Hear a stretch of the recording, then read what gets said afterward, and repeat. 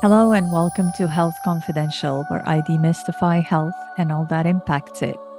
I'm your host, Simone Gisondi, author, holistic health and life transformation consultant, certified holistic cancer practitioner, and overall health enthusiast. I dive deep into the fascinating world of health with each show, touching on the mindset, diet, and lifestyle required for superior health. Each episode features in depth conversations with health experts, thought leaders, as well as personal stories and experiences that will bring the world of health to life. Whether you're a curious newcomer or a passionate health enthusiast like I am, come with me on a journey of discovery and enlightenment. Tune in every week and join me as I demystify all things that touch health.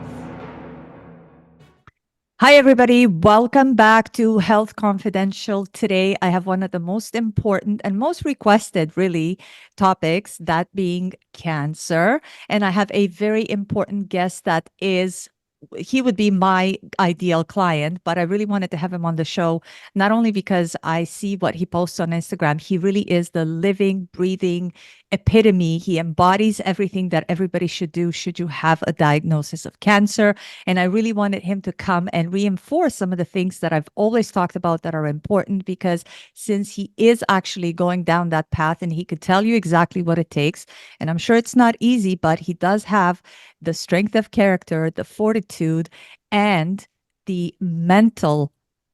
I guess he's just like Zeus when it comes to his mental fortitude, so that he could talk about what it takes. And I really want him to empower you guys, because he does have an amazing story.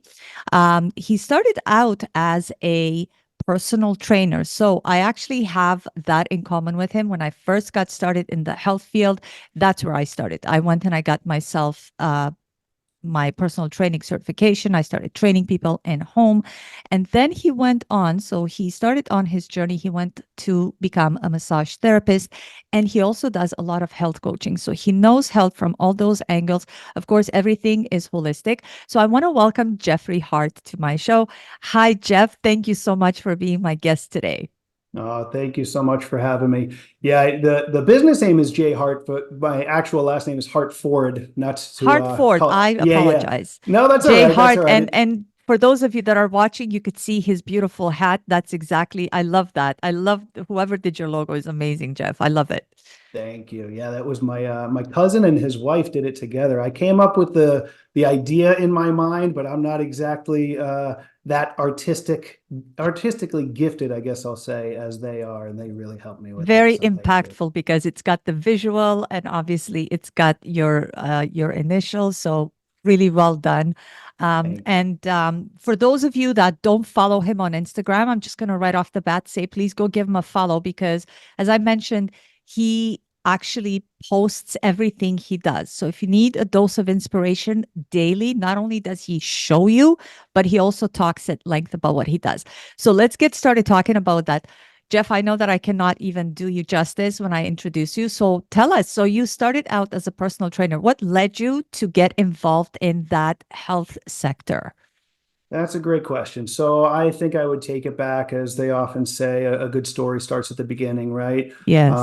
As a child, I was an athlete. I was just on the go. I'm the middle of three boys and really grew up. It felt like there were seven of us boys growing up, my three older cousins, my uncle, and then my two brothers and I. And we were inseparable. We were together at all times. I think I can speak for the rest of us and say we all looked up to my uncle. Played a lot of sports, football especially. Tried it all. You know, my mom used to love that saying, "Jack of all trades, master of none." And I think I took that with sports. I think the closest I got to mastery was football, just because of my love for it. But it was baseball, basketball, football, we played a lot of hockey, but that was unorganized. Just kind of growing up in New Hampshire, the pond would freeze over. We'd get down there and play some ice hockey. I did gymnastics. I wrestled. Kind of dabbled Wow. in a little bit of everything, and in each of their own ways and shapes and forms, I loved all of them. I loved being active and being fit, and it just felt like it was kind of a calling. Although interesting, I went to school initially to become a teacher. I've Okay. always had a passion for truly for children. As a child myself, I remember really knowing that I wanted to have kids. I wanted to have a family. There was just something just deep within me that knew all that.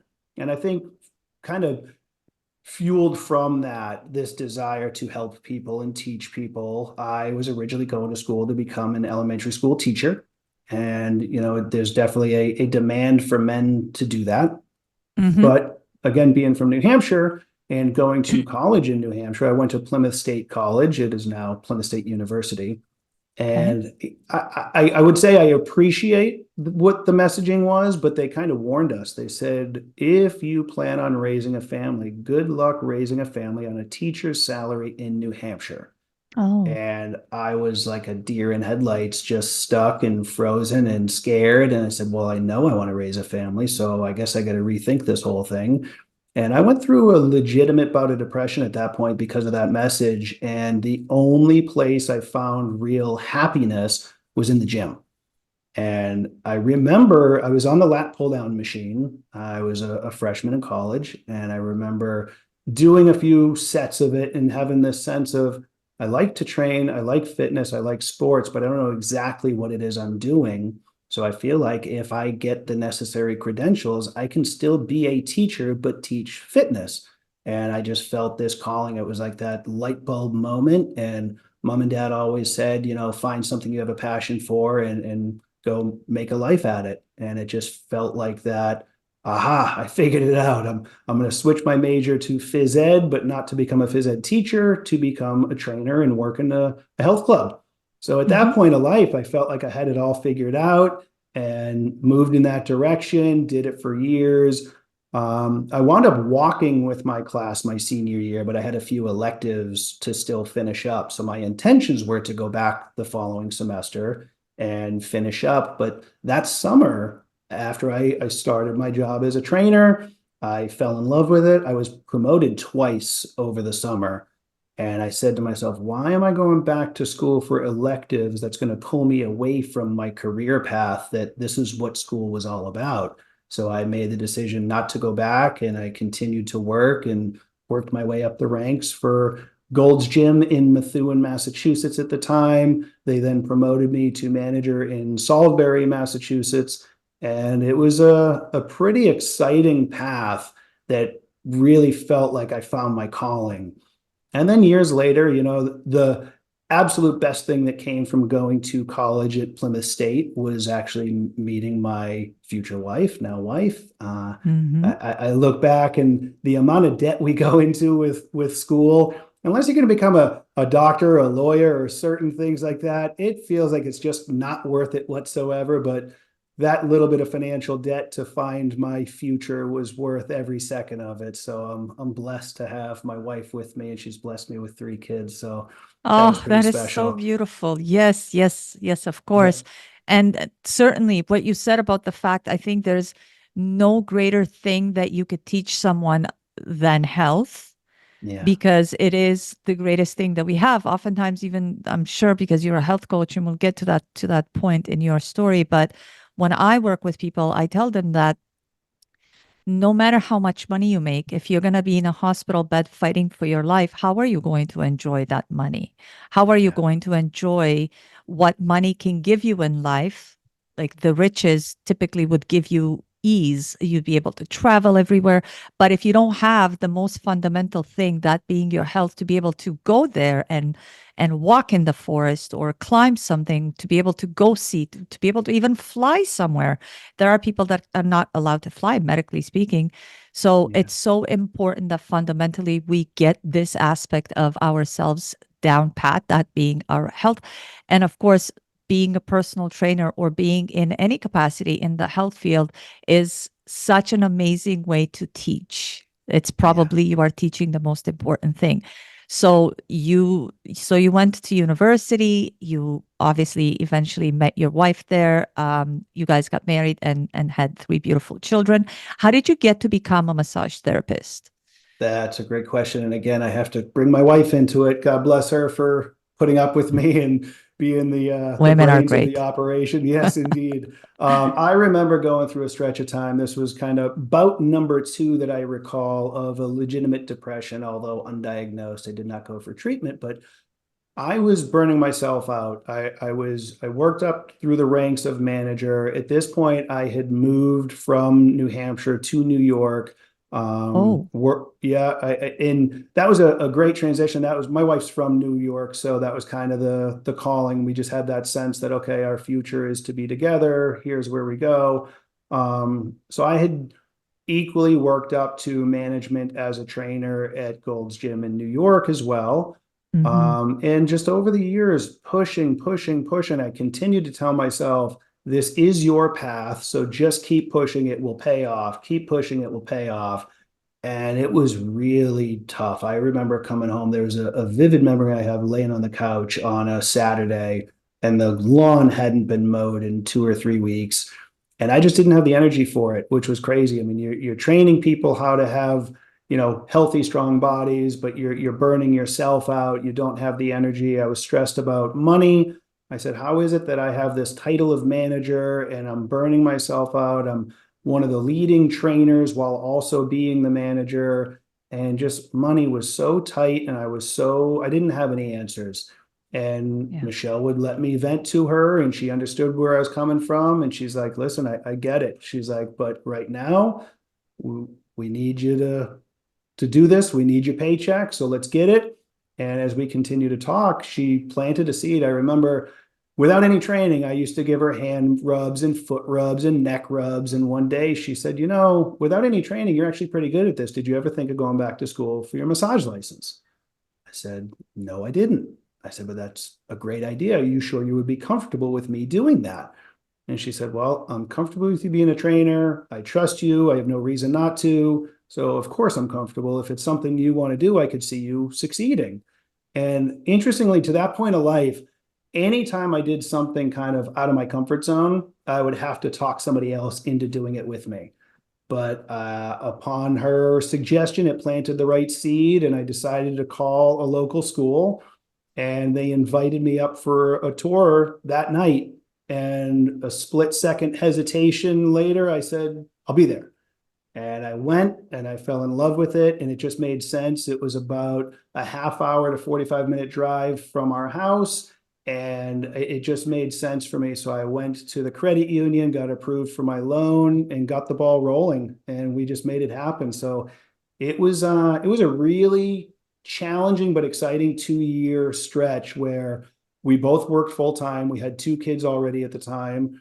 After a full day of work, she would have to come home and do dinner and bedtime, bath time, bedtime routine. And after a full day of work for me, I would go to class, and I wouldn't get home from class till about 10:30.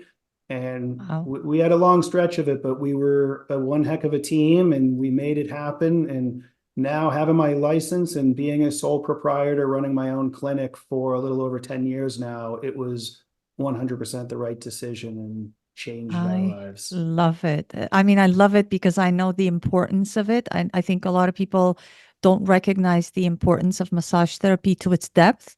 Mhm. Um, I know personally, I know people that go to massage therapy because it's relaxing. But I think the therapeutic aspect of it, especially, and we could go into discussion about the lymphatic system and fascia and all of those things, which you're an expert in, and the importance of those things in maintaining health, attaining health, and being able to keep the body, because obviously we experience life through the body, to keep the body in a state of health to the degree that it makes life enjoyable is really, I don't think anybody understands it to that degree. And as we were talking before we started recording, coming from a personal training background, you probably understood the muscles to a degree that most people that were just stepping into massage therapy could not. Yes, it's funny you go there too, because I remember growing up, I would say from, kindergarten till about seventh grade, I really remember enjoying school, excelling in school. And I think many of us do at that age, but something at about seventh going into eighth grade, I don't think I had this conscious thought, but as I reflect back, I realize I made a decision to make school about being social and having fun, not about learning. It wasn't cool to have straight A's. It wasn't cool. Like seventh grade, I was in honors English, and I remember I made my own children's book and I enjoyed it. I had so much fun in that class, but something clicked that, it's not cool to do that. And, what we tell ourselves in our mind of what other people might think becomes so much more important at that stage, and hormones are running rampant. So I decided at that point that, okay, here goes, school is about being social. That being said, as you can imagine, from that point on, I didn't exactly excel. And I graduated high school with a 2.45 GPA. I'm lucky I got out of there, did just enough to get by. And then my freshman year of college, I actually wound up getting a 3.33. And I went back and I talked to all my teachers. I said, see, I told you I could do it. And they quickly corrected me. They said, no, Jeffrey, we told you you could do it. You just didn't seem to want to. So it was interesting. And that is all to say that going into massage school, I tapped into the youth that Yes. I had, the excitement to learn. And some of my classmates were incredible in massage school, and they had total respect for me. But I'll never forget, we were in kinesiology class, and I was just that kid. Teacher kept asking questions, and I looked around first, and then I'd raise my hand and I'd answer it. And then he'd ask another question, I'd look around, I'd raise my hand. Nobody else was raising their hands. So finally, at one point, he asked the question, and before I could raise my hand, he goes, now somebody other than Jeff? And I knew what he was saying, but in that moment, it made me, like, I felt crushed, because I was tapping into my inner geek, and I was so proud of it. And I was so happy I had all these answers. And, he kind of called me out. He goes, listen, I know you know it, settle down.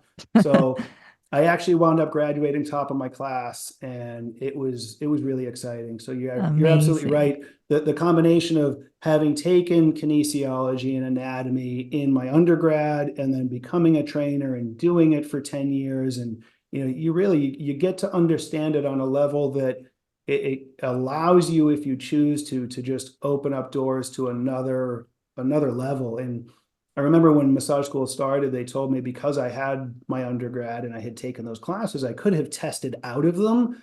But I just felt like, I don't want to. I don't want to, because that would have been, the younger version of me would have loved that. An opportunity to get credit without having to take a class, sign me up.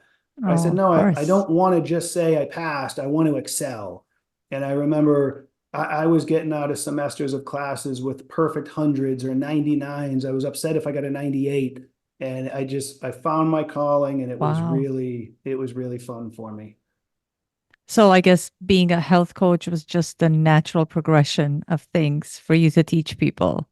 Absolutely. Yeah, I'd say the health coach side, I have, from a credential standpoint, because of, like so many of us, I have had imposter syndrome before I knew what that even meant. So Hmm. I needed to accrue credentials to feel like it validated me. And, years and years, I've been in the industry for over 20 years now. And I admittedly, I couldn't even recall all the certifications that I've gotten over the years, but there are a couple that really do stand out for me. Um, Relatively recently, I got the Mind Body Green Functional Nutrition Coach certification. And that was kind of the outside of being a personal trainer or massage therapist. That one gave me a sense of, if you will, validation of being able to call myself a wellness coach. Right. So, yeah, just a matter of, I think the transition happened when I stopped working for Gold's Gym as a personal trainer and I started my massage clinic. My clinic was within the same Golds that I was at in Fishkill, New York. And as a result, they weren't allowing me, which I understood, but they weren't allowing me to continue to train there under my own business because it just couldn't make sense. They couldn't pay me enough to make it worth my Right. while, and I wouldn't be able to afford to accept what they were paying. So for 10 years, I was credentialed to do so much more than massage, but in that clinic, all I could do was massage. So I started to do some program design and some coaching just through being able to teach people and empower them really what it was that they needed to do on their own. And I feel in many ways, I wonder if you can recall this from your training days, a lot of the training we got was part of this whole paradigm I refer to as the disempowerment paradigm. it's almost instilling a level of fear into the client that if you're not with me, you're not safe. So I don't want you doing this stuff on your own. I only want you doing this with me because that's when you're safe. And I believe that wholeheartedly when it was first taught to me because we were taught through that fear paradigm. And then you start to think a little bit for yourself. You say, well, wait a minute. There are 168 hours in the week. These people are on their own, living, breathing, doing their thing. Are we really to believe that they're going to hurt themselves in the gym or going for a walk? It's to me, it's just it didn't sit well at my core to try to convince people that they couldn't be doing anything without me. And that's I'm on the complete other end of the spectrum now. Everything about my messaging is empowerment. It starts with myself, my family, trying to empower each other to become the best version of ourselves. And that is my practice is in whatever capacity I get to work with people, I want to let them know that they're capable and they have that power within. And I do not want them to believe that without me, they can't do it. My goal is they work with me for as little as possible to then be able to go and do it on their own. Yeah, and that's actually exactly what I used. And a lot of the training. So I never trained anybody in a gym setting. Hmm. I did strictly women, and Okay. it was always in home. So I trained women in their own homes. And what I wanted to do is I wanted to make it functional. So I would teach them how to do things. So we would use the stairs in their home to say, this Yeah. is how you could get a really good cardio to get your heart rate up. This is how you could actually do it right here in your own home. Because I wanted to remove some of the barriers they had in their minds. Like, wow, Yeah. today is such a horrible day and it's snowing outside and I don't want to drive all the way to the gym and parking is crazy at 5 p.m. after I'm done at the office. It's like, oh, I got a solution for you. Right here at home, you could do this, this, and this in your basement or in your living room. So I would That's just great. use a yoga mat with 6 feet of space, a couple of dumbbells. Oftentimes, I would use even bands. And I Mhm. would teach them how to do things. And then I would show them. I said, if let's say further down the line, when you're older, especially a lot of the women that I was training were in their 30s, some in their 40s at the time, I said, but if you're going to be putting, let's say, stuff that you go, when you go and you do your grocery shopping, you have to put stuff in your pantry or in the cupboards above, you really want to be able to make sure that your shoulders work. So this is based, so we would do exercises in that manner. So I would try to teach them how to be able to integrate exercises in their own homes and be able to make use of time that they thought was supposed to be, well, I'm not at the gym, so I can't do it. It's like, yes, you can. Yes. So, yes, I understand that it was more of a business kind of concept that they were using in the gym. And I wasn't crazy about the whole idea. And I see that even to this day, a lot of the personal trainers in gyms, and God bless them, because I think that a lot of the education has advanced greatly and significantly. But the person that does the most work with the clients to teach them and to hold their hand gets the smallest cut out of what a person pays to the gym. Yeah. So I love personal trainers because they have such an opportunity to teach people very fundamental things about health. And so I applaud you for the fact that you started at that level on that. For me, I had much more my reasons were more attached to vanity because I wanted to do fitness competitions. So I wanted to Sure. go and learn how to do things and how to put together programs for myself with progressive loading and such so that I can learn to be able to apply it to myself and then go and do my shows, my fitness competitions, get it done and out of the way, and then that's it.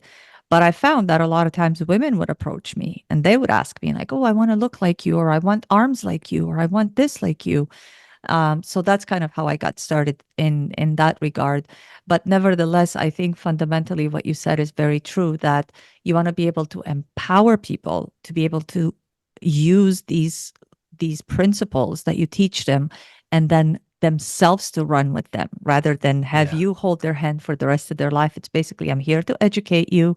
Let's work together for 3 months or 6 months and then you're off to the races all by yourself. You'll be able to, especially because neuromuscularly, the Mhm. muscles kind of get used to the movement. You're able to integrate that in the mind. And then afterwards, you could see that people slowly get into being able to execute on an exercise or on a movement.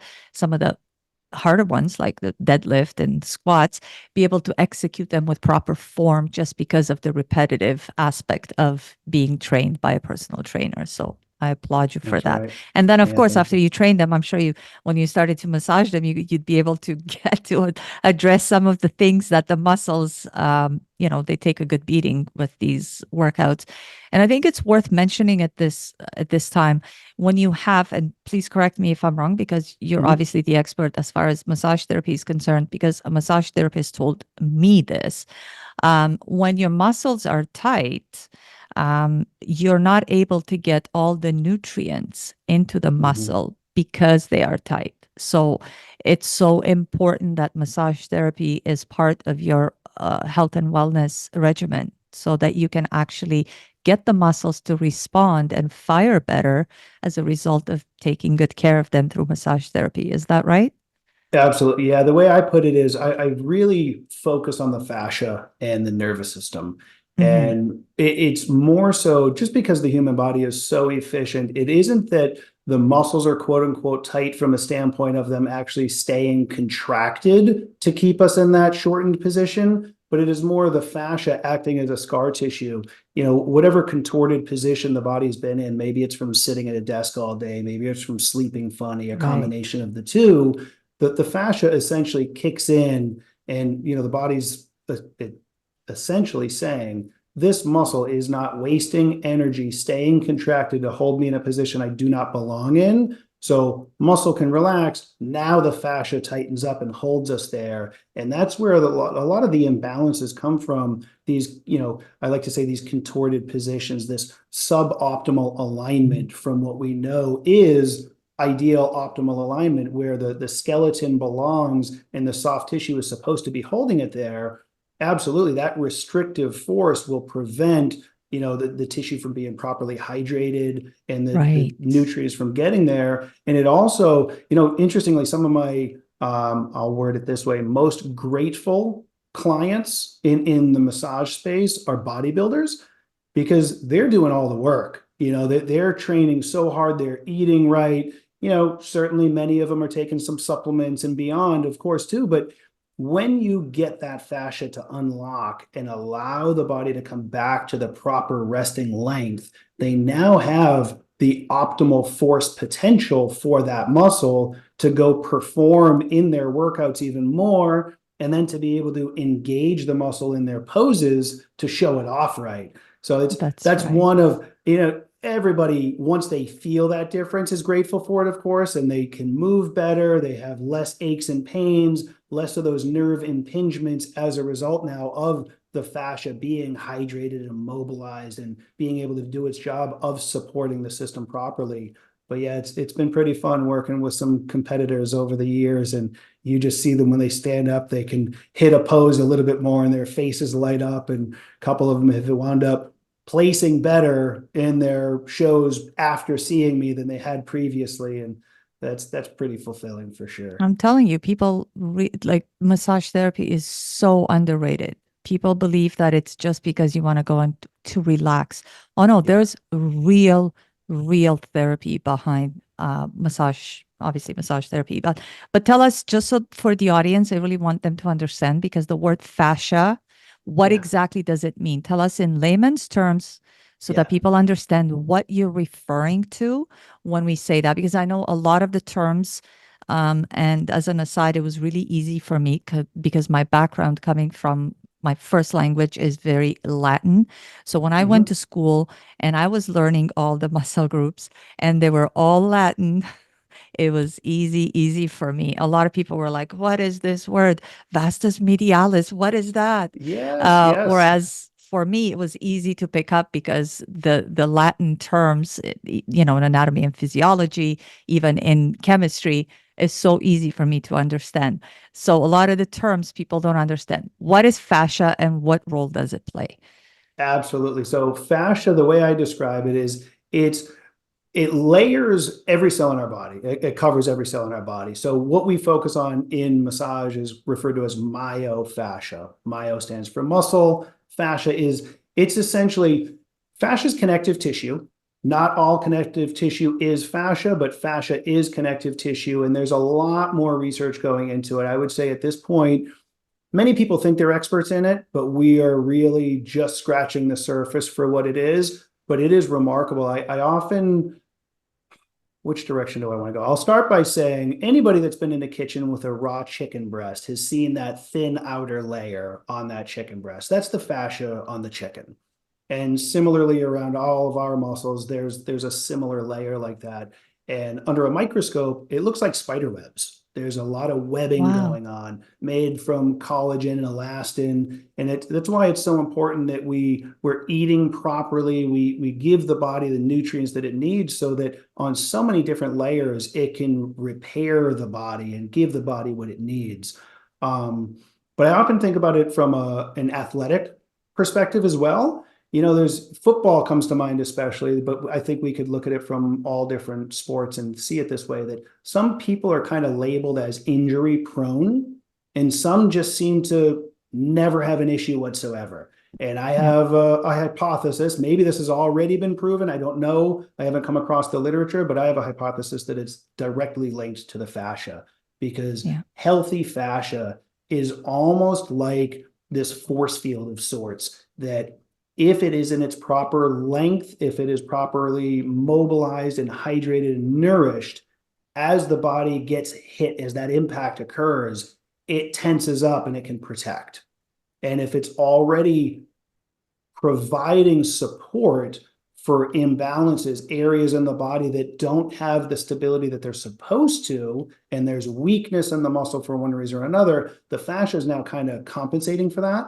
And if the fascia has to do the job of something else and isn't able to optimize its own job, we can run into some issues there. And I think I have the tendency to believe that the people that are getting hurt frequently have a totally, I'll say, malnourished fascial network. But it's the studying that they're doing, it's amazing. They've actually removed, you can see if you just take the fascia of somebody's body, you see the very same outline shape of the body as is with the skin. It's this layer directly, Wow. but yeah, it's absolutely amazing. That's And it's fascinating. it's flooded with nerves, and it's remarkable. I find in my massage practice, the way I describe to people what I do is I give your body the stimulus that it needs to repair itself. And I keep it very superficial. We often hear deep tissue massage. And Yep. some practitioners will give the client what they're asking for, and they'll dig in with those elbows. But Hmm. most people they're in a state of sympathetic overload, right? Of that nervous system, this survival mode. And if you just touch a little too much, that can get some people jumping off the table, and that can drive even more of that sympathetic response. And we tense up even more. And, my approach has adapted over the years. I do what I refer to as therapeutic sports massage. That's kind of the best way I can put it, to try to give people an image of what happens in here. That I don't have sheets on the table. People stay dressed to their level of comfort. Sometimes it's a tank top and shorts, it's appropriate, of course. But it's really about getting that tissue. When you touch healthy muscle, you should feel, the way I describe it is, we've all played with Play-Doh at one time or another. Healthy muscle, when relaxed, is like fresh Play-Doh out of the jar. Anytime you touch and you palpate through and you feel that dense hardness and somebody's really uncomfortable, that tissue is so dehydrated, so malnourished, and we can't just punch through that. We need to kind of slowly knead it like a dough. And interestingly, I just had a conversation with somebody on my podcast a few months back now that confirmed what we're doing in that state is, through a mechanical force, actually giving the body the stimulus that it needs to create metabolic water to hydrate that tissue properly, which is just remarkable. The communication that we have through touch to get the body to heal is I'm The longer I do it, the more I appreciate it. But if I'm 100% honest and try to stay as humble as possible, I still don't know exactly what it is we're doing. But at my core, I know there's a healing element through an energetic force. I agree wholeheartedly. So when I started studying holistic cancer, I was going to this massage therapist, and I had actually asked her, I said, can you use, I love essential oils, and I Mhm. studied them. I did courses on them. So, and I know that some of them are, um, for example, the ones that are spicier, they're actually activating. So if you think of like peppermint and rosemary, they're stimulants, right? They Yeah. stimulate the blood flow. So I was asking her, I said, can you please use these essentials? So I would bring mine with me. And then she started using them on me. And then she was telling me how she started using certain essential oils on people with cancer. Mm. And in fact, she said that she treated this gentleman for an extended period of time. I think she said about like 6 months, nine, who had lung cancer. And she was using this essential oil. She talked with him about it.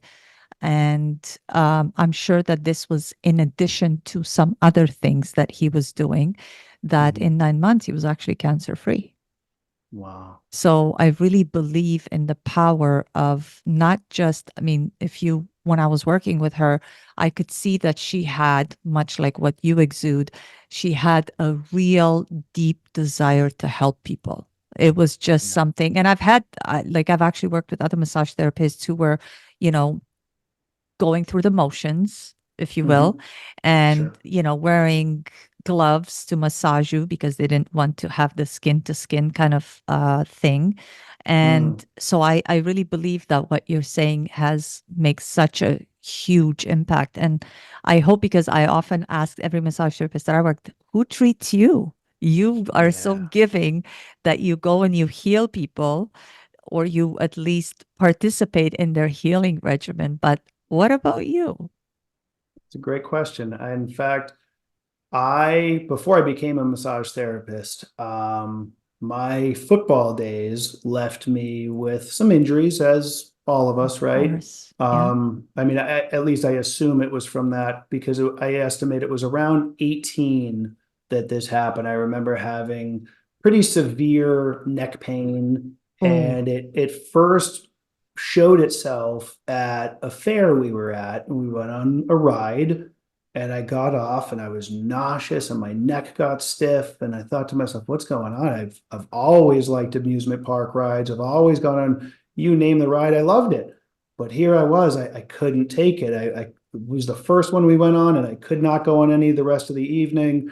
And that was the first sign of it. And then, being a stubborn guy, I didn't get it looked at. I just let it go away. And oh, for about 8 years, once a year at least, and on average just once a year, but I would have this flare up in my neck, specifically the left side, down into my left, right between the shoulder blade and my spine. I would feel this nasty knot in pain, and it was excruciating. And for that, for 7 years into that eighth year, I could always find one comfortable spot to sleep in, and it would eventually go away. The flare up would go away, and didn't think much of it. Just who knows why, right? Just stubborn.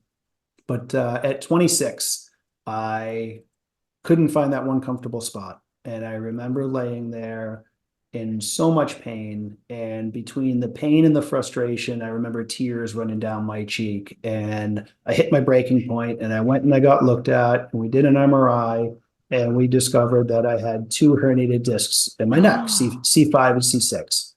And no. yeah, instantly I had that light bulb go off. I'm like, no wonder why. That explains it. And the scariest part actually is that from that first time that it happened around 18, I continued to play football. And there were multiple hits that I had that the arm would just go numb. You get that stinger and you just kind of shake it off. You're like, I'll be okay. I'll be okay. It's almost like thank God I didn't know then what could have happened, because that's terrifying to think. From the first time it happened, if I already had those herniations, one more hit's all it takes, that it could cause some serious damage. But that's all to say that was my introduction to really start seeing my massage therapist on a very regular basis at that point. I was seeing her already, but without knowing exactly what it was we were working on. And she shared an office with a chiropractor at the time. So between seeing her regularly, I started seeing him regularly, and I changed my entire program as a trainer, my own workout program. And I went, old school football player mentality, just always wanted to get bigger, bigger, bigger. Mm. My heaviest I got up to was 215 pounds. And I'm only 5'9", so I'm not a big guy, but Wow. wearing an extra large shirt filled it out nicely. But, I was a little soft and never wanted to take that shirt off. But after the diagnosis and after everything changed, I wound up actually trimming down dramatically. And that's when I did my first bodybuilding show. Oh, And wow. yeah, my massage therapist was a driving force behind my healing journey there. And I will still see her at this point. She's actually a dear friend. She's my niece's mom. So real big fan of hers in many different ways. I refer people to her all the time. Her approach is a little different. She has a spa. It's a beautiful place, but that's not, my approach is so different that we've worked on each other before, but to give you a more direct answer, the reality is I do not get treatment as often as some people might think. I do a ton of self-care. I will do some acupuncture, chiropractic when appropriate. So there's always something going on, but yeah, that was a long, long worded way telling a backstory on saying that at this point, I do not regularly get massage myself. What about Jeff? Because I bought this thing and I forget the name of it, but I love it so much, even though it hurts. Mhm. Um, I could go get it because it's in the other room, but I'm not going to step away because obviously I really want to get through a lot more in this show. But what Sure. about foam rolling? So I bought Sure. this particular thing. I believe it's called a Rumble, but Mhm. I'm not endorsing any names. Not even sure that's right. But it feels like it's made out of not foam, but rather rubber, and Mhm. it's got these knobs on it. Yeah. So it's sort of like acupressure. So Sure. sometimes when I don't have, because my massage therapist is so difficult to book, she's so sought after. So it's really difficult for me to find times when I'm available and she's available. So what I do oftentimes, because I do get a lot of tightness, I mean, from working out and such, I do get tight muscles. I just lay on the floor and I roll on this thing. Mhm. And where I feel the most, I actually stay on that spot because that acupressure really releases. I feel it. I also have a lacrosse ball that I put on the wall and in my upper back. So sort of where the shoulders are behind the shoulders, that's where I kind of roll because I really want to be able to get released because that's where I hold a lot of my tightness. Yeah. Is that I don't want to say is that equal to massage therapy because it's not. Nothing can be, of course. And that Mhm. personal touch that you were talking about earlier, and the energy exchange that Yeah. goes for a long way. But in the absence of massage therapy, would you recommend that? 100%. Yep.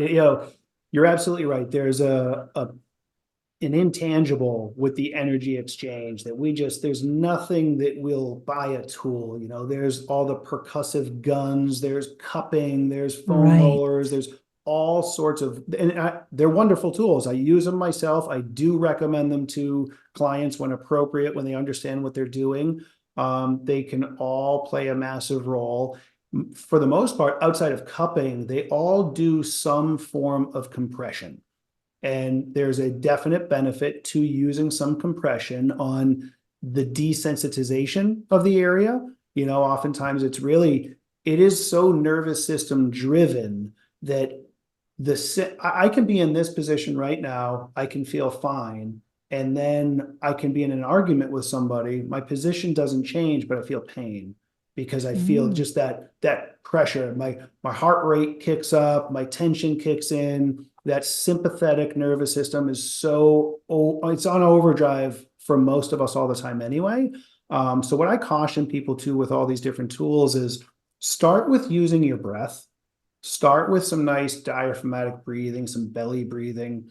Inhale through your nose. I like to say, think of your entire thorax from your waist all the way up to just below your neck as one big balloon.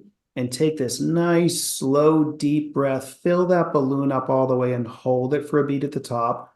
And then as you exhale, exhale nice and slow and try to prolong the exhale just a little bit longer than your inhale. That's going to stimulate your vagus nerve, which is Mm. the largest nerve in the body and the largest nerve of the parasympathetic nervous system, which is really about rest, relaxation, digestion, and repair.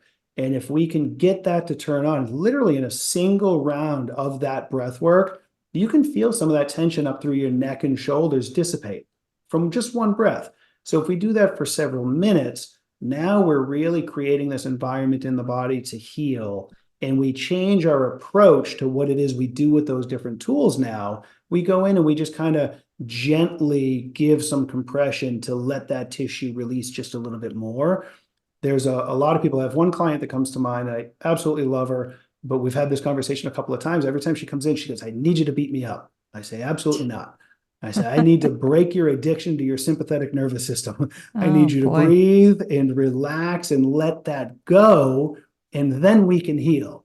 We don't heal through getting beat up, right? That's just not my approach. I know there's some other approaches like Rolfing and such that get really pretty aggressive and can get that tissue moving and scraping and so on. But yeah, there's a lot of wonderful tools. I do think foam rolling serves its purpose. I'm with you. Lacrosse balls can work. In fact, up in the area you're talking about, what I like to recommend, they sell a tool like this already. But if you have two lacrosse balls or two tennis balls, oftentimes I prefer something that has just a little bit more give to start. You put them side by side in a tube sock and tie the sock. Now you can have one on either side of the vertebrae, so you don't get direct pressure on the spine itself, and you get those Right. paraspinal muscles a little bit of compression. But again, use the breath, stimulate that vagus nerve. That's where we heal, and then we can make that tension and guarding and discomfort a thing of the past.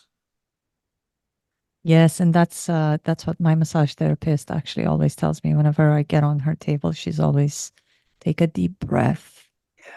So she's always kind of like getting me to calm down because I'm usually rushing, trying to find Yeah. parking. I get there, I'm all frantic, I'm here.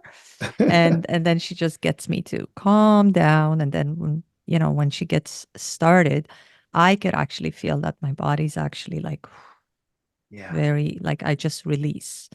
So Excellent.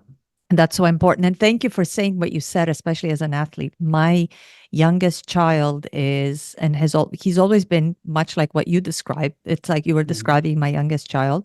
So he's very athletic. He's done, and he's tried every sport under the sun. And Yeah. um, so we were always like that with both our kids because we wanted to make sure that they land on something they like rather than us saying, no, no, no, go and play this sport.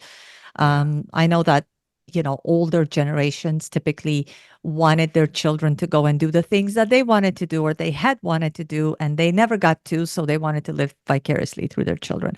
We didn't Mhm. want to do that. We just said, you want to try this, try this. So he tried everything under the sun. He plays hockey, basketball, everything that you could think of. But Mhm. for some time, he played rugby, Mhm. which was so much like what you described, because that's very closely related to American football. So a Yeah. lot of like high impact contact. Um, but now he's actually uh, been doing for the last few years, he's been doing mixed martial arts, MMA, and he wants to get to a fight. So he's going to eventually get, I mean, he's concentrating on doing Brazilian Jiu Jitsu as well as kickboxing. So not that I'm trying to show off, but this is his school. So as you could see, proud Awesome. mom wearing it here, That's MMA. great. Yep. Um, and and I do always tell him, and I book him his um, massage sessions so that he can keep his body in optimal state, always being able to like offset some of the injuries he sustains. The other day he has this like huge bruise right here, and like they're always doing floor work, and they put themselves in these um, I'd like to take a quick break now to let you know that today's show is sponsored by my book, Against Medical Advice. This book is a memoir, and it tells the story of how I built my life back after suffering a stroke during my divorce. I discuss the nutritional, lifestyle, and mindset aspects that I put into practice to regain my health and rebuild my life. The book has been a labor of love, both writing it and publishing it, and I couldn't be more proud of it. Please pick up your copy from Amazon. For your very own signed copy, my email address is simone@simonegisondi.com. Oh, and I'd really appreciate it if you'd please consider leaving a review once you've read the book. And now, back to the show. I guess like hooks and you take some of the joints a Yeah. lot past their point of what they can do. So he does have a lot of that. And of course, he's very young. He's only like 18 going on 19. His body's Sure. primed, but when he's going to be older, I told him, I said, you're borrowing from your future. When it comes to health, you Potentially, right? always, yes, exactly. So you always have to, whatever you take, pay it back now. Yeah. So Yeah. through nutrition, through proper rest, proper hydration, a lot of the things that I know that you talk about on your Instagram. And again, I want people to go. So what's your Instagram handle, Jeff? Jhart_fitness. J Hart Fitness. So J Hart Yep. underscore fitness. And how do you spell? So Yep. J, obviously, just letter J. Hart, is it Yep. HEART or HART? Yeah. HART. That's right. Yep. Underscore fitness. So go That's give right. him a follow, you guys, because he has a lot of the things that he actually himself applies to himself every day. And I love it because this is exactly what everybody should do. What you do when I found your account is when I looked at it, I'm like, that's what everybody should do every day. And the way that I describe it to people, and I'm sure you're going to agree with me, is look at it exactly the way you look at it when people try to go and get success in. So you have to optimize for health. When you want to Mhm. get a degree, you go to school, it's blood, sweat, and tears for 4 years to get your degree. You have to dedicate yourself to it. And then once you get that degree, and let's say you land a great job, you still have to do continued education. So you Yeah. never, ever stop. And the same thing applies to, let's say, driving. You have to learn how to do it, and then you go and you practice it every day to be able to continue to know how to drive. If you want to get into a career and you want to get, let's say, promoted and you want to get to the top of the ladder, for lack of a better term, you do have to go in there and pay your dues. You have to do the hard work. You have to be consistent. You have to stay with it. You have to prove that you are worthy of that promotion. And I tell people, health works exactly the same. You Oh, learn yeah. it, you see what works. So you have a very intimate connected relationship to your body that gives you feedback every single moment of every single day, what feels good, what doesn't feel good, what works for, as far as nutrition is concerned, for digestion, what doesn't work, what relaxes you, what doesn't, what you feel good doing, what state of emotion are you in when you do certain things. And then you apply those things and you apply them every single day. I don't know why people believe that they can. So I had this conversation this morning. I went and I did my typical that I do, like that's my health regimen. So I had a workout and then I did some cardio and then I went into the steam room and then I did cold plunge. And while I was sitting in the steam room, I was talking to this gentleman who was there, and he was talking about how it took him, so he was a diabetic, he started losing his vision, and it took him a year of consistent dedication to his diet and to his workout regimen to get that Mhm. reversed. And I thought that is exactly what it takes. There are people out there who really, really understand it. But a lot of people believe that, and that's what he was saying, that you can just eat crap, which is what he said he had done to get to his Yep. diabetes diagnosis. And then he said, and my wife said to me that if I go and I take medication, this is just going to go away, while she wanted me to continue eating the same way that I had eaten to get the diagnosis. So that's the Hmm. mentality of a lot of people, that they can do the damage on a continual basis. And a lot of the doctors probably prescribe this, but just take this pill or take this medication and this pill is going to erase the sins of what you just accumulated as a diagnosis. That is not how it works. That's a That fact. is not how it works. And I don't know why, because it's the idea of it is so simple. And I tell people, it's just look at life. You will see life teaches you. You want a degree, you have to go put in the work. You want health, you have to put in the work. And Yeah. I know that, Jeff, you put in the work. You put in the work. I don't post all of my stuff on Instagram the way you do because I try to make my page more of an educational one, but you really embody all that. So, so tell the audience, are you doing that for the attainment of health? Are you doing that because you obviously you've studied health since you were very young and you've been athletic your whole life, so you know what it takes? Mhm. But why are you so what incentivizes you to be at that level? Because you are at one of the highest levels of investment in health that I've seen.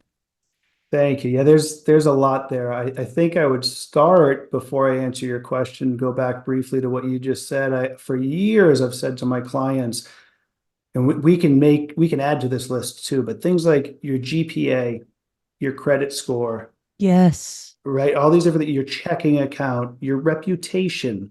These are all things that we inherently know take a lot of work. We don't just get them to a certain point and say, sweet, made it, all done. Now I can just fuck off. Excuse me, if I could say that here, Yep. right? But Yep. it's, you have to continue to do it because all it takes is one time and all of those can be destroyed. Your GPA can tank if you fail once. Your Mm-hmm. reputation can be destroyed if you go against what you've built up once. That's all it takes, right? So, yeah, we have to understand that's true of our health as well. But I think that brings us to the concept of what Dr. Bruce Lipton talks about a lot, the subconscious programming. I That's don't right. think it's in their conscious thinking mind that they say, oh, I worked really hard, I earned it, now I'm going to go ruin it. They've just been led to believe in their subconscious that that's what it is. Work hard till you get there. But then they don't know what to do when they get there. Oftentimes, we don't have somebody that we can look up to who's actually attained it and then sustained it as an Mm-hmm. example. So we kind of Mm-hmm. need that. And, you know, I'll hesitate slightly because I want to word it sensitively, and I'm certain any listening will know my heart's in the right place when I word this, but we don't really have in my bloodline, my family, anybody who, from a health and wellness perspective, attained it and sustained it.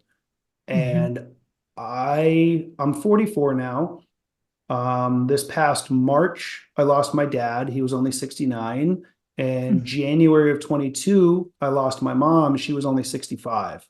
Now, we did have, especially on my dad's side, we had some longevity. We had some, great grandmother of mine lived to be 104, great aunts and uncles well into their 90s. And that we go back a little ways for that, right? So that's a different lifestyle. They lived in a different world. They didn't have the modern technology that we do that is killing us. They didn't have the modern food like substances. I don't want to give them credit and call them food. They're so hyper processed and all the chemicals added to it. So we do have some obstacles that those that came before us didn't, and Mm-hmm. we're so disconnected from nature. More directly to answer your question, I've discovered within me, and I've come to the stage of life where I say, you know what, there's a version of me out there that I aspire to, and I haven't found him yet. I haven't met him yet. I don't know if I ever will, but every single day I'm driven to become him and find him. And I'm now just over 2 years free of alcohol. I really prioritize each thing I learn about health and wellness that resonates with me, that makes sense, that kind of passes the sniff test with me. I say, hey, that makes sense to me. Let me start to implement it. And I like this concept of blending semantic knowledge with experiential knowledge. I Yeah. don't want to just pretend I know it if I've read it or heard it. I want to do it. I want to apply it. And if when I apply it, it clicks and it makes sense. That's when I'll share it with people and say, hey, this thing does work. Here's what I got from it. Here's what it might work for you. I try to be very careful because I've always been a very passionate person about certain things. And in my youth, I would get so excited with just that surface level semantic knowledge. I would read something or somebody would tell me something and I'd run around like I was the expert and say, guys, you got to do this. This is the answer. This is the fix. And people would ask a question. And then I'd take it personally that they weren't just doing it because I said it. And then I'd take it as though they didn't believe me. So I was like, well, Mhm. why aren't you just doing it? Why don't you trust me? Well, they don't want to. They don't want to come out of their comfort zone and what they found works for them, or maybe it doesn't even work, but they don't want to do something that they don't want to do just because Jeff said to do it, you know? Yeah. So it's just a life of experiences that have kind of molded me into this version of myself that says, I need to lead by example. I need to empower myself so I can empower others. And I think that's a perfect segue. I know we spoke at the beginning about whether I was going to bring it up or you, and I just said it ultimately based on what fits organically into the conversation. But my diagnosis occurred last June. Last April, I discovered some blood in my urine and no pain, no issues with it. But I was like, oh, that's strange. That's probably something I should get looked at. And just dealing with our system, getting in was a challenge enough. Getting in and getting the proper tests and then getting the results, it was quite the process. So it went from April to June before I got the diagnosis. But upon my diagnosis, the urologist walks into the room with me. He's got his laptop open. We hadn't even met, he and I, at this point. It was another urologist I met with the first time I was there. Somebody else did my scan for me, and then he came in to give me the information.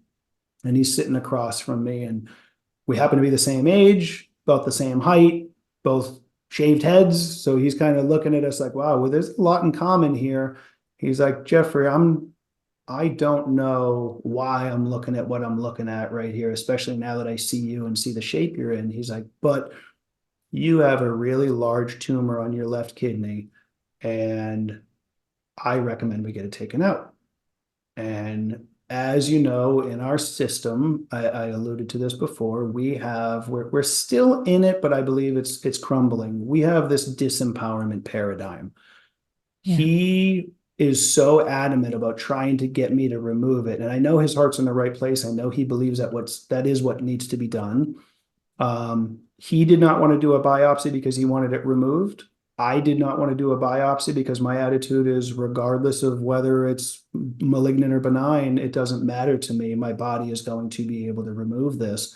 But he did say to me, based on the information that he had, he has not seen a tumor like this that was not cancerous. So that was the diagnosis ended there. All I know for certain is I have a large tumor, or I'll even word it this way. I did, because I already have the sense that I'm healed.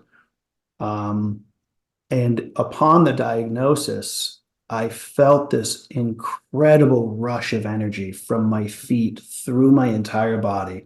And it was pure peace and calm. It was a message I was receiving that you're going to be okay.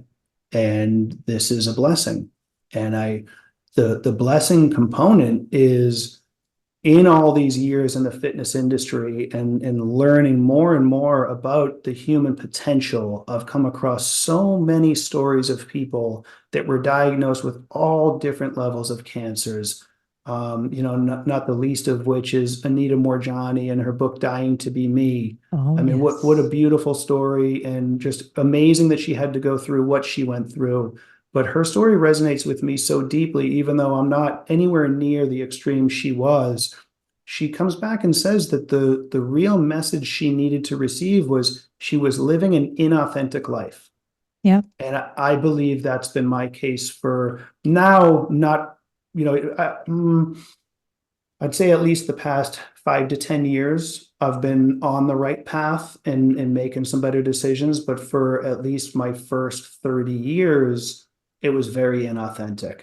And I didn't allow myself to discover who it was I was at my core and let him come out. And I've since done that. And I think that's part of this journey for me, and discovering that version of myself and letting him be who the world sees and letting him be somebody that I love and I'm proud to share, I think is the lesson that I needed to learn. And that's where the bulk of my healing is coming from. You know, the lifestyle choices that I'm making just make sense to me, you know, be it the getting to bed significantly earlier, especially this time of year here in the Northeast, we have a lot of darkness. So we have to maximize that so we can maximize our body's melatonin production, so we can increase our mitophagy and autophagy and apoptosis and all these wonderful things and get in sync with the circadian rhythm and with nature and let nature heal us. So those are also very important to me, and I think they play a vital role.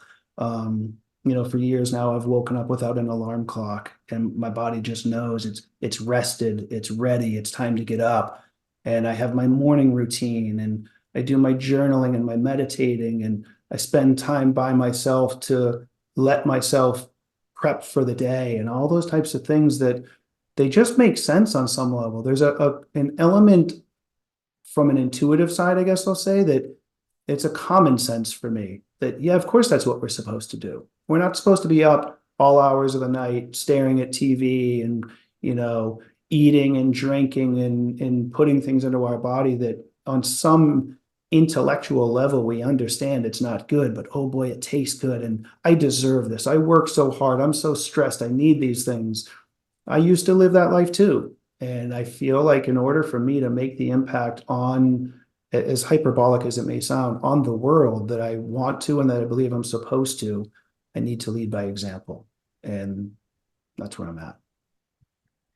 Wow, thank you so much for sharing with us about your diagnosis. And I really want to underscore this because so this I'm 100% sure that you've heard of Dr. Joe Dispenza because you've Oh, left yeah. no stone unturned. Yeah.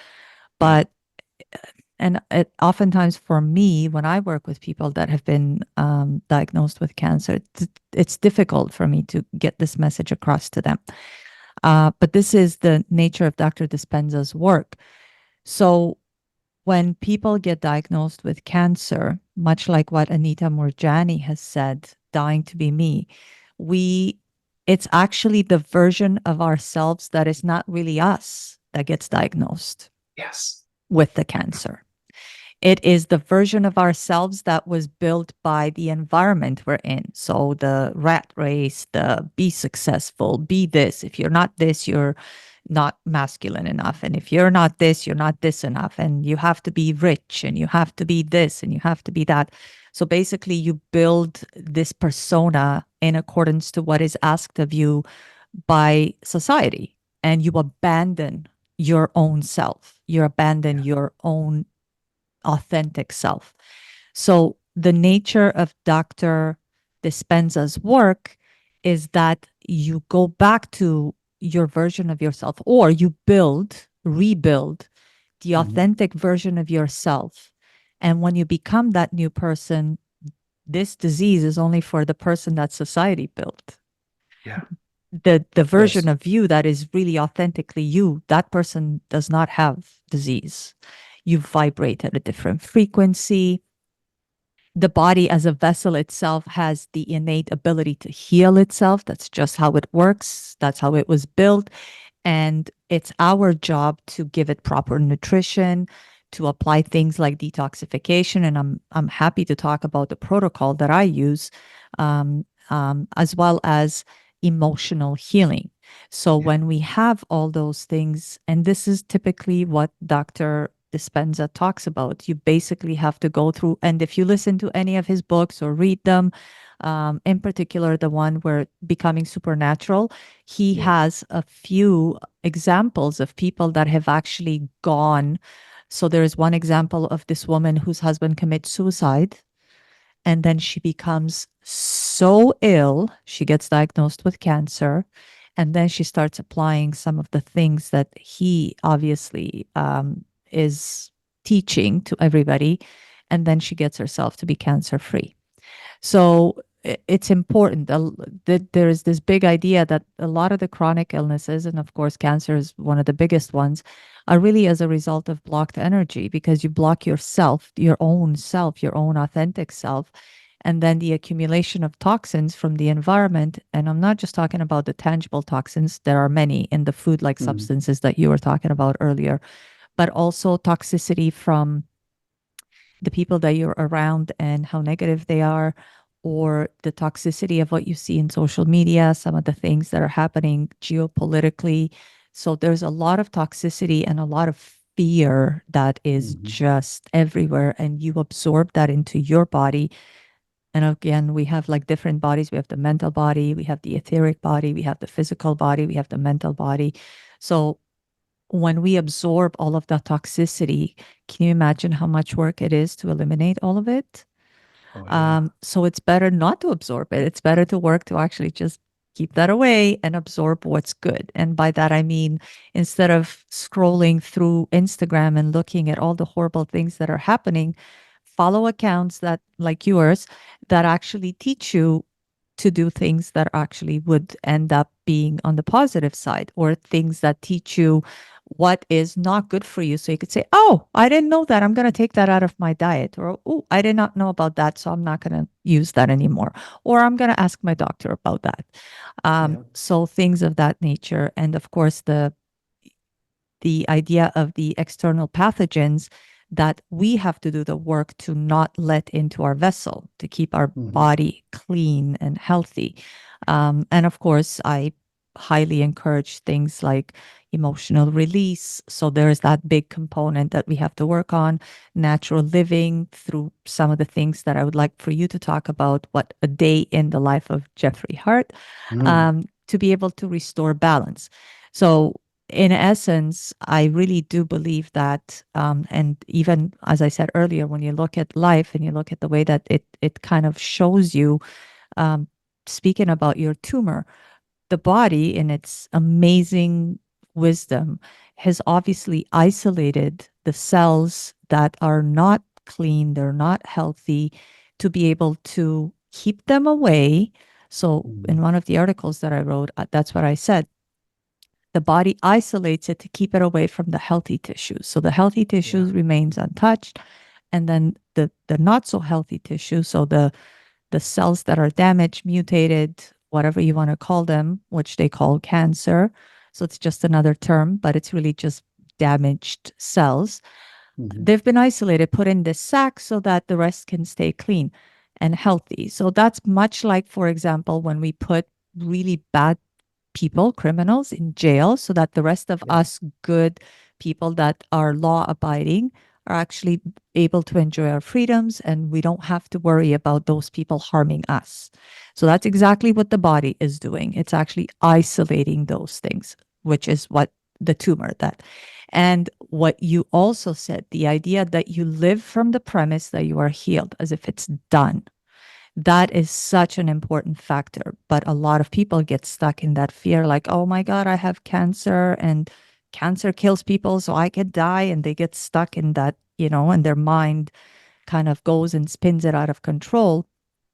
But it's so important that if you get that diagnosis, if you don't get that diagnosis, you still practice things that are conducive to health.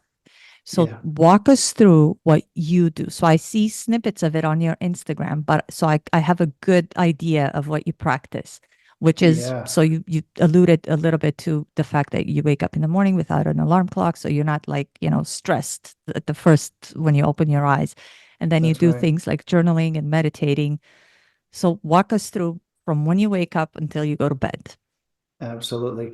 Yeah, I think the first thing I want to highlight, though, you just said I'm definitely a fan of Dr. Joe Dispenza. I'm familiar with his work. He's influenced me a lot, but even as much as I've read his work, I've listened to him, I've done meditations. It's really interesting you worded it the way you did, and that's the message you got because I didn't get it.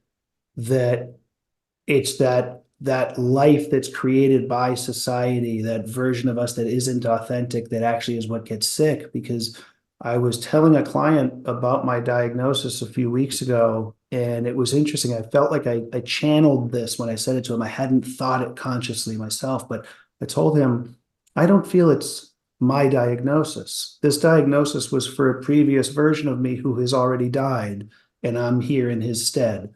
That's why I just don't even feel That's so connected with amazing, it. Jeff. Yeah, Oh my goodness. when it came out, I was like, oh wow, that's interesting.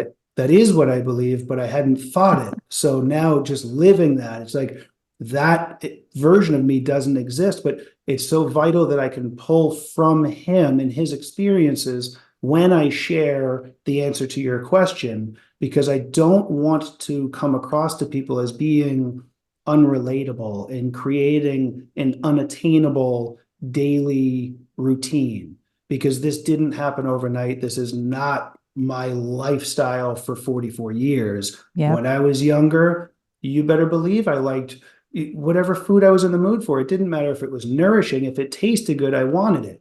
I loved constantly eating pizza. And I remember, we'd dip our crust in ranch dressing or creamy Italian dressing and all these things that, there's this side that it's just mouthfeel. And the scientists that run the food companies now, they are so good at what they do that they make us addicted to the food. So the first thing I want to encourage people to recognize is it's not your fault. The decisions you're making aren't conscious decisions more often than not. You're addicted. The food like substances are not food. They're drugs with calories. And there's a distinction there. They don't nourish the body. A well-nourished body and mind has this healthy gut-brain axis. We can make the right conscious decision.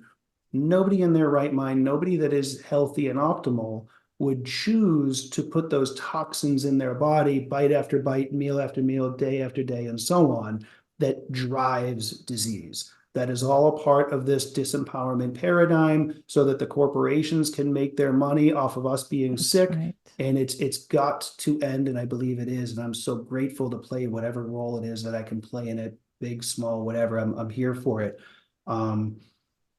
So it's been years in the making that my average day looks like this, but I wake up on any given day in the 4 o'clock hour more often than not. There was a stretch of time as I was creating this new lifestyle that it was a simple checklist in my mind, if you will.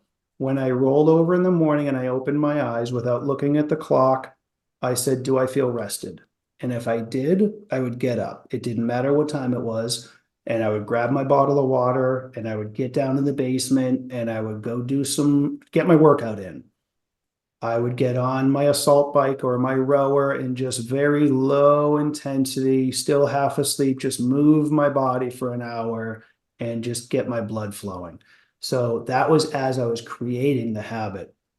And it was just simply from the mindset of I need to create a healthier lifestyle. I need to get myself to where I want to be. And that was after answering the question to myself, what is my why?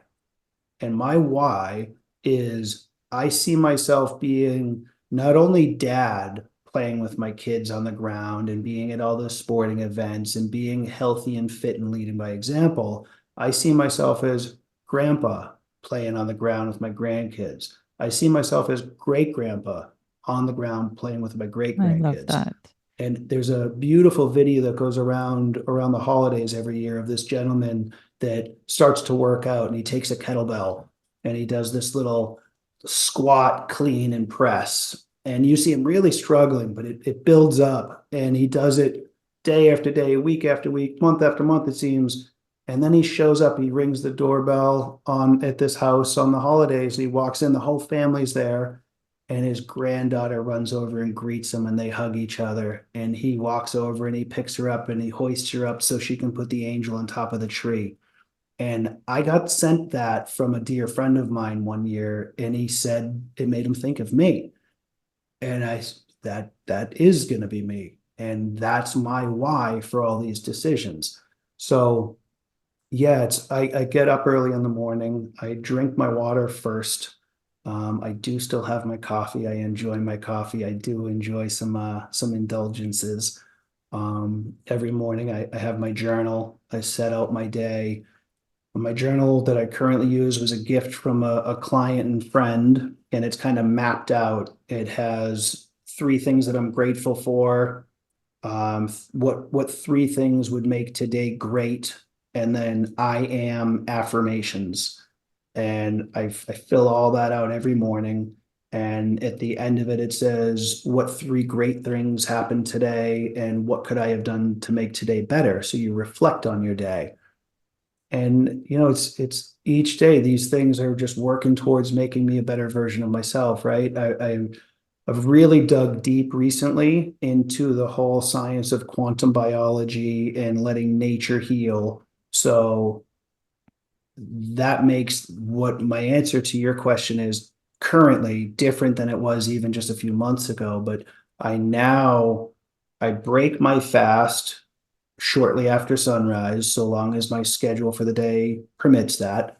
And I usually only eat 1 to 2 meals a day. But again, that didn't happen overnight. This has been years in the making of going from being carb addicted, or I won't even say it that way. I'll say processed carb addicted, because Mhm. carbs grown naturally are not harmful. We need some, or not even need them technically, but they're nourishing, they're beneficial. But processed carbs is a different story.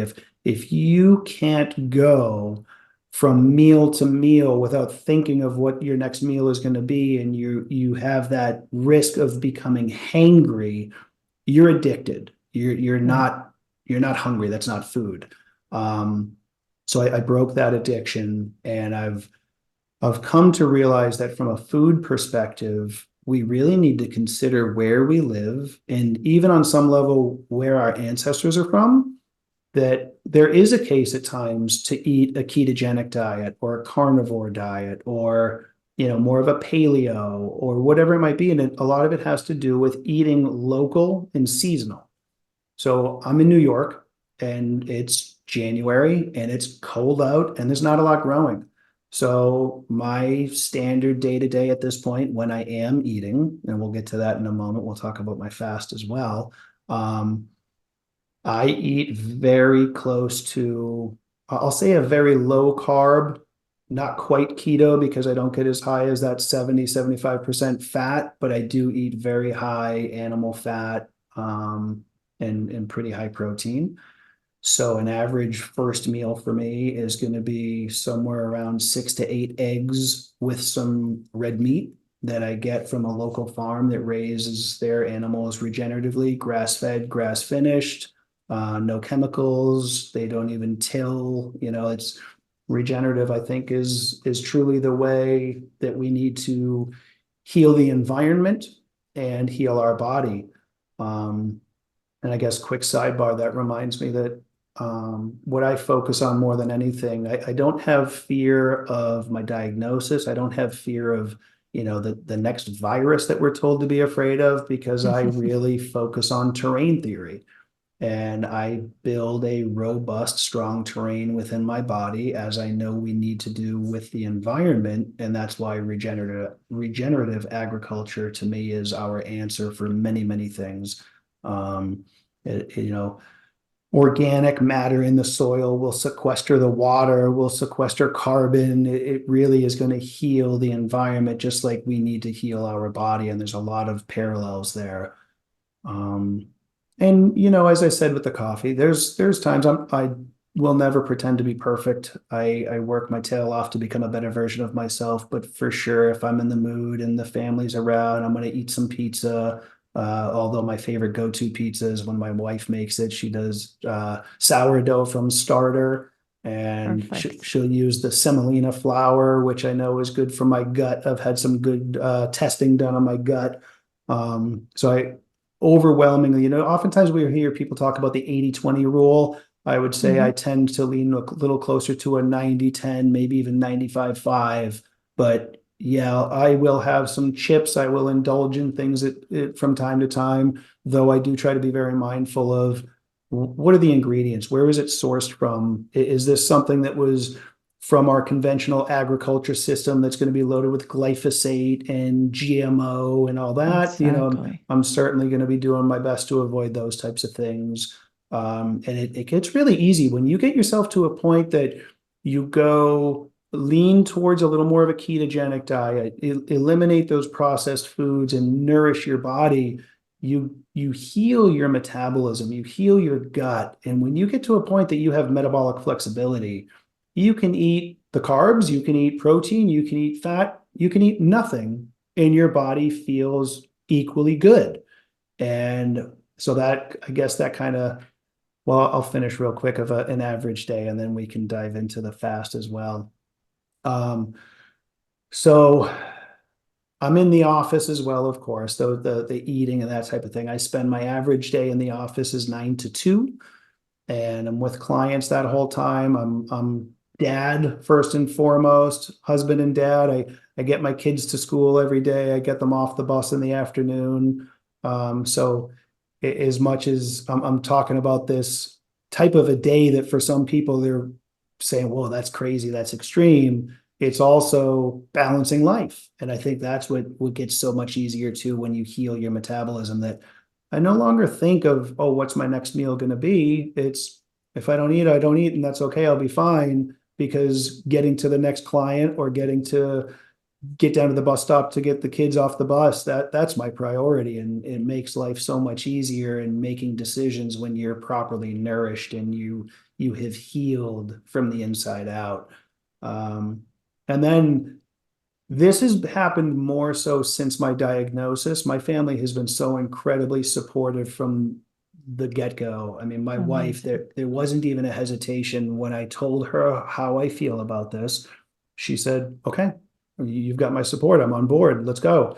And I explained it the way I explain a lot of things here. It's with a lot of information. So for some people that can be a bit much and they're kind of overwhelmed. The standard answer I have from dear friends and loved ones is, "All right, Jeffrey, listen, I heard what you just said to me. I don't understand most of it, but you clearly do. And I'm convinced that you believe it. So because you know it and you believe it, I'm on board." That's my standard response. And it means the world to me. They energetically, they see it. I had a client tell me recently the same thing. He said, "I was listening to everything you said, but more importantly, I was listening to you, to the way you were speaking and watching your body language." He goes, "You believe it, so I believe it." And that's just so special when you tap into your authenticity. I've got kind of four things that I go through on a daily basis, and almost a case by case. I've kind of just programmed myself this way, but it's authenticity, humility, vulnerability, and adaptability. And that's Mhm. kind of the filter and the lens with which I live my life. Those are my principles, I guess you can say. And as you can see, you can probably even see the smoke. You can see the wheels spinning. This isn't the type of thing that I've sat down and I have some um, well thought out story to tell, and it's not planned and such. It's raw, it's authentic, it's me. And I hope through the chaos of my words, people can pull out some of that and apply it to themselves. Yeah, what you just said about the authenticity and humility and the principles that you live through or live by and the lens that you put your life through is actually very obvious if you watch your Instagram stuff, because I could see how you just talk from the heart. And then you have your videos when you do your cold plunging and you take people sort of on the ride with you through the day. And some of the things Yeah, that you do, it's like, hey, come see what I'm doing. So it's, yes, very authentic. You could see that it's not scripted and it's not planned. And it's beautiful to see because that is you living from your authentic self. And it is in large part how you are building authentic Jeff and sort of shedding the self that was built by society, yeah. where you became sick. So the sick version of you that is built by society, and it's not really you. And that's what I empower people to think to. It's like, don't even accept when they tell you you have this diagnosis, don't accept that as truth in my reality. And I actually did this, and I'm living proof for myself, because when COVID hit and they said, oh my God, there's this new virus, COVID, I'm like, no, there isn't. My Mm, mind, so my mind, my very being, no part of me accepted that as being true. So it never entered my reality. And people were freaking Yeah. out and they were like, but how come? And I'm like, I don't know. It's not real for me. Like Yeah. in my reality, we probably have realities that, and I know this is going to be woo and people are going to think I'm crazy, but this is fundamentally what I believe. Our realities can coexist side by side, but they're Oh, not yeah. one and the same. Like I am Yeah. not in your reality, and you most certainly are not in my reality. They are in the same sort of like parallel to each other. And you're over there doing you, and this is what you're experiencing. And I'm over here in my reality, and my reality is different. And I don't want people to think I'm crazy because it's true. Just think of it like this. If you were to take any um, and I do not want to talk about these people, but I will just for the Hmm. sake of the argument. If you were to take any celebrity, okay, I'm talking about super rich, very has the best life, most posh, whoever you want to think of, Beyonce and Jay-Z, or, any of the people that have gazillions of dollars, Jennifer Lopez, their reality is right alongside ours. Hmm. Their reality is very different than ours. They will Oh, yeah. never, I mean, for the most part, you fly, economy on like sardines on a plane. They do not. Yep. They are very much in the same sort of space, let's say, for the mind to be able to grasp this, but their reality is not your reality. And That's your right. reality is not their reality. And they will never cross over to come and live in the same way that you do. They have created a reality for themselves and they enjoy it. If you don't enjoy yours, then create a reality that suits you. And you could That's do right. that very easily. If you want to do it, you have to believe it's doable. And then you go and you do it and you build that reality. And this is what Dr. Dispenza basically Yeah. teaches. And the fundamentals of how he teaches it are obviously part of his events. I'm going to attend an event this year. So, Amazing. yes, yep. So, I'm going to go down in my favorite state, down in Florida. He's going to be there doing his events. He always does them, Marco Island. So, I'm going. Yep. And I highly, highly advise anybody. It's very difficult. Like when that goes on sale, you better Yes. be there with your credit card because you might lose out on being able to register. It goes out that fast. So highly, highly recommend. That's the only way. Even you don't have to have a cancer diagnosis. I mean, a lot of the testimonials from Hmm. his events are with people with who were there. They're like, I was given 4 days left to live, and then they Yeah. walk away. Or people who went there in wheelchairs came out. And this is nothing of the churchy stuff that you used to see back in the 80s and 90s. This is where they actually test it out and they do That's right. blood tests to see exactly what happened, brain scans. He's actually working with a university right now so that all of this can be documented as scientific documentation. So these are studies he's doing for him to be able to prove that what he is doing is actually has health outcomes. And this is the future of medicine and this is the future of healing. So I That's right. mean, I highly recommend that people jump on the bandwagon now. There have been so many testimonials of this being how you heal. And of course, I don't want people to think that this is the be all end all and it's one thing, because Hmm. then you're staying in the same mindset as I'm going to continue to eat shit, but I'm going to take a pill or I'm going to take chemo or I'm going to go and have surgery and they're going to cut it out. And then I can just continue to eat shit and I'll be fine. No, it Yeah. does not work like that. This is something so, and Dr. Dispenza talks about this because if you've listened to him the way I have, he talks about how he himself, so you do and I do the same thing. Wake up at 4 a.m. I have my own routine. So he wakes up at that time and he actually says he struggles with it. Hmm. I know that a lot of people think he's not relatable, but he actually is because he struggles with it. He said, I don't want to get up and do it. I'd rather be comfortable in bed and lay next to my wife and sleep and be, rest.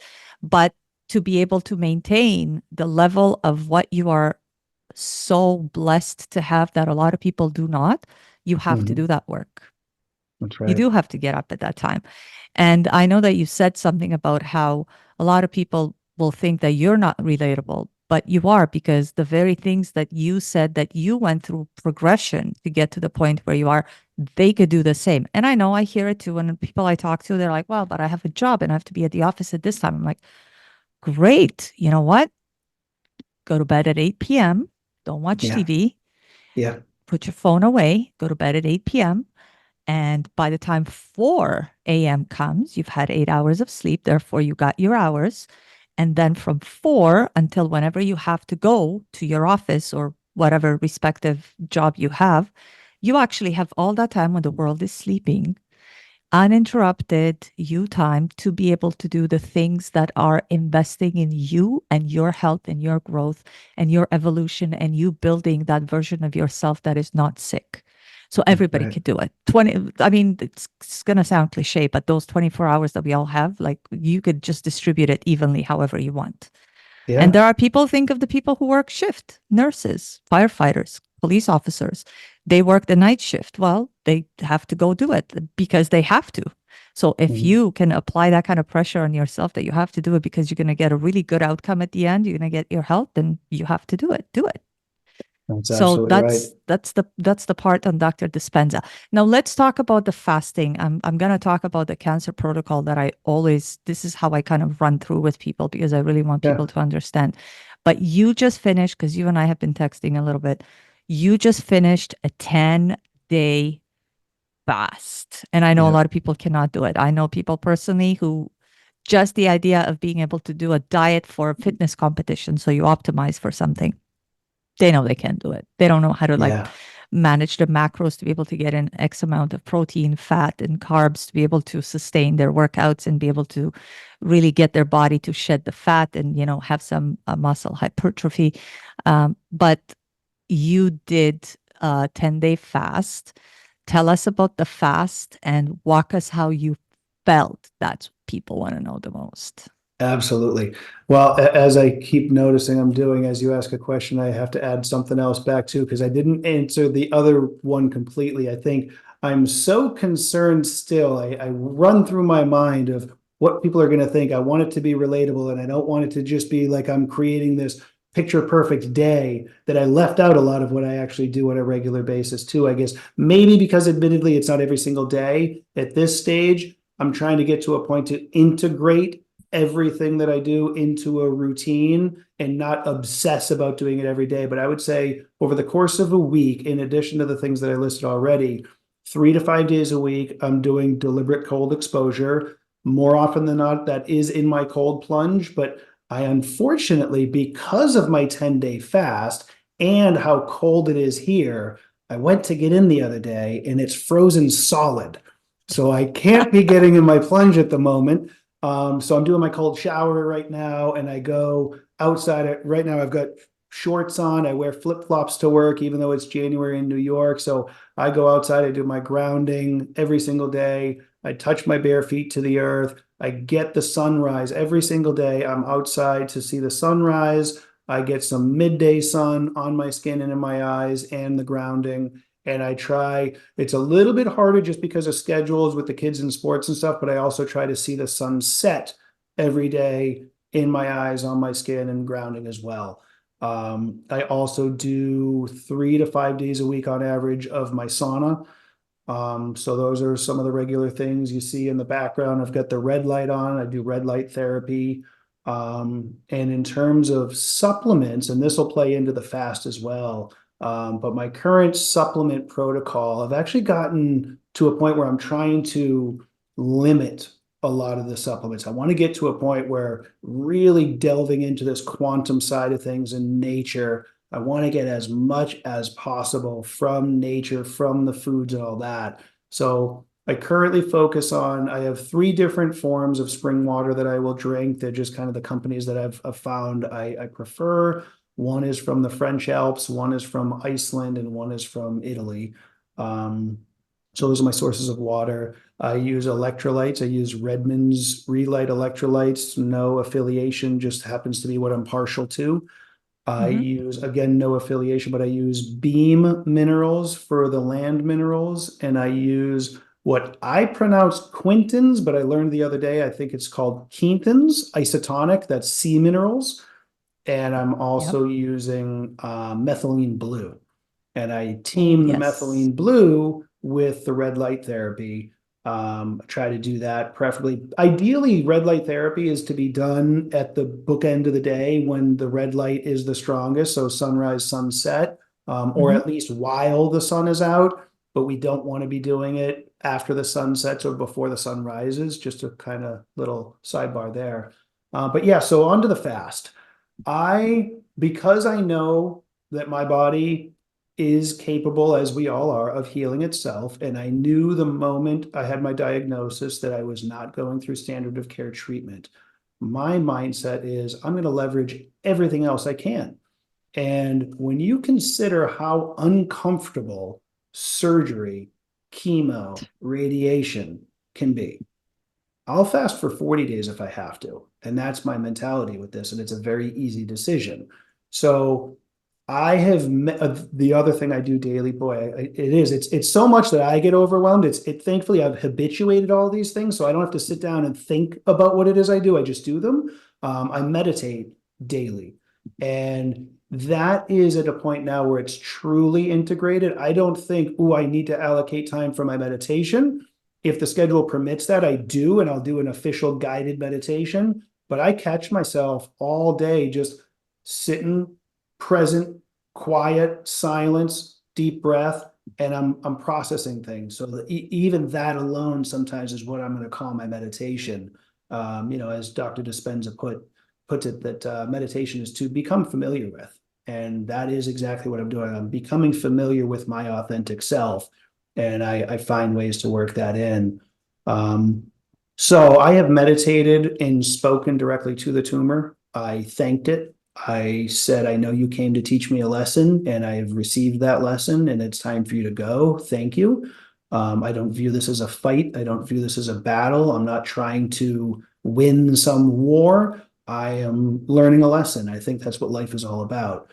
So I had a very deep intuition that fasting is going to be the real catalyst to the removal of the tumor. So I had the sense that 10 days for this one is my time. And I just happened to look at the calendar. I knew on Saturday the 4th, my wife and I had plans. We were going out. We had a night planned.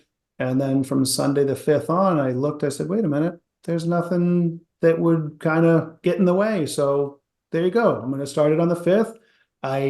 As a result, I had my last meal on the 5th later than I normally would. I had that meal at 6:30, just to have that thought process of, okay, let me make sure I'm ending my eating for that day with the nutrients that I need to carry me into this. I had some red meat, some eggs like I do. I always like to end, or I guess if you want to call it, start my fast and then break my fast with the most nutrient dense foods that I can get. And for me, that's going to be regenerative beef and pasture raised eggs. Those are to me like eating multivitamins. They're just so nourishing. So I just made up my mind that that's when it was starting, and here goes, and we made it happen. And days 1 and 2 were simple. My I'd say it's been 8 to 10 years now that I've been consistently working in some form of fasting with time restricted feeding or intermittent fasting, depending on what people want to call it.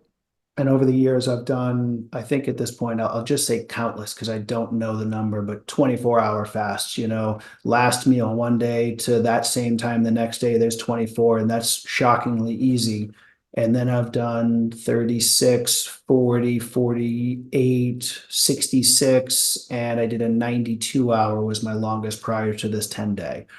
So going into it, I just knew I could do it. I knew even if it was going to be hard, I have the discipline and I can make it happen. But I had the optimism that it was actually going to be easy. And in the grand scheme of things, it really was. But days 3 and 4 were harder than I anticipated psychologically, simply because I knew, okay, I'm this far into it and I'm not even halfway yet.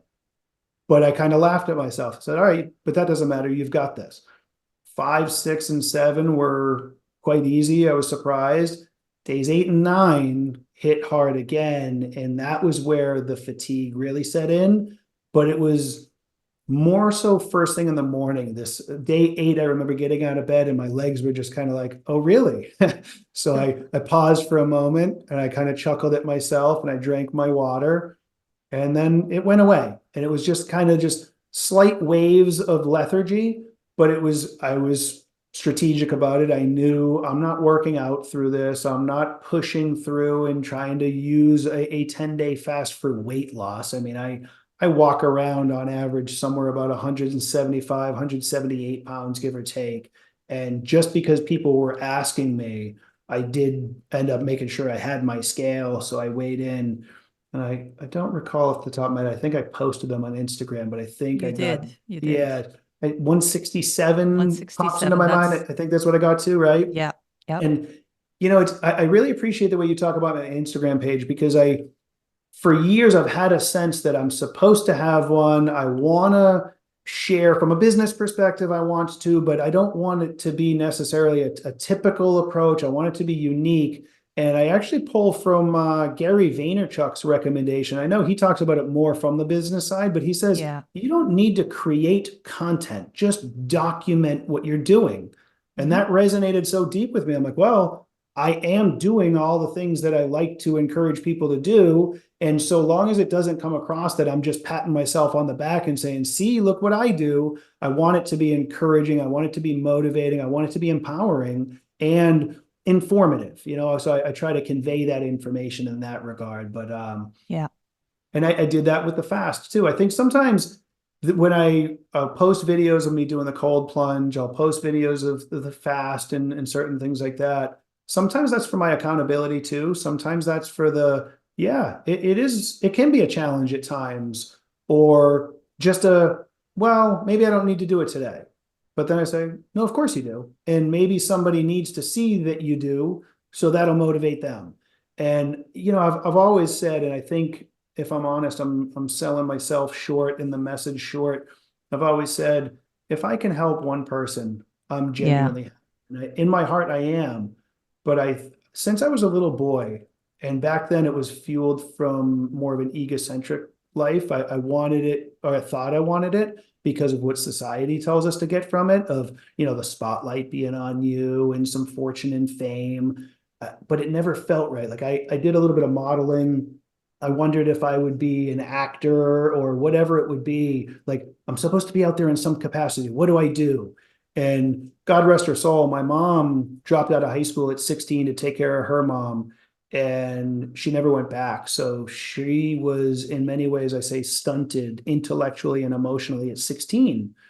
And I look back on my childhood and she was very, I'll say, braggadocious, if you will, about how attractive her boys were. And it was physical things. And I said, all right, well, mom's proud of this. So I'll portray that and that's what I'll be. But it felt empty. I've thought of it before, and it almost feels to me like a book cover with no substance inside if you're Oh, just worrying interesting. about what you look like.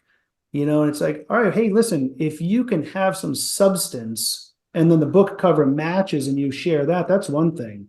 But if all you have is that exterior and you think that's getting you somewhere, that's empty and it's not going to be sustainable. So on some, I guess, intuitive side, even in my ignorance to it, I was afraid to pursue things, but in reflection, it's like it's a good thing I didn't get it back then because it wouldn't have been the right message. It wouldn't have been me. So now it's the book has substance, and if the cover happens to match, then so be it. And if that motivates some people, cool. But I really believe this gift I've been given of this diagnosis will give me the platform to get it out there more. And I want more than anything, I pray that people receive the message and make the changes before they Hmm. ever get the wake up call of a diagnosis. I want it to empower people to live this lifestyle before something bad happens. Yeah. And I think it's important for people. One of the things that I want to emphasize is how, because oftentimes people are so heartbroken and it hits them. And that's trauma, really, when they Yeah. get the diagnosis of of cancer, and or even a tumor or anything. Whereas Mhm. the way that you have taken it and the way you speak of it is so nonchalant. I love that because it really, you're not giving it so much importance to the degree that all of a sudden you are at its beck and call and that it has power to decide whether you're going to live or not. Right. Um, you have it, you sort of flip the script and you kind of come across as, eh, I got this and I'm going to do this and all is well. And thanks for coming out and, be on your way. I'm good. Thanks for what you've taught me.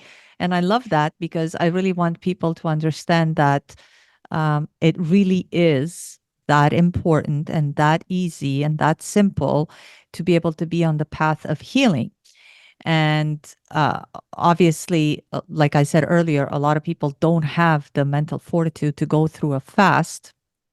And I wanted to touch on it because that is such a big thing. If everybody could do 7-day fast a year, so once a year you go and you do 7 days, and think of it like this, because I always try to give people uh, examples of real life and how that unfolds in real life.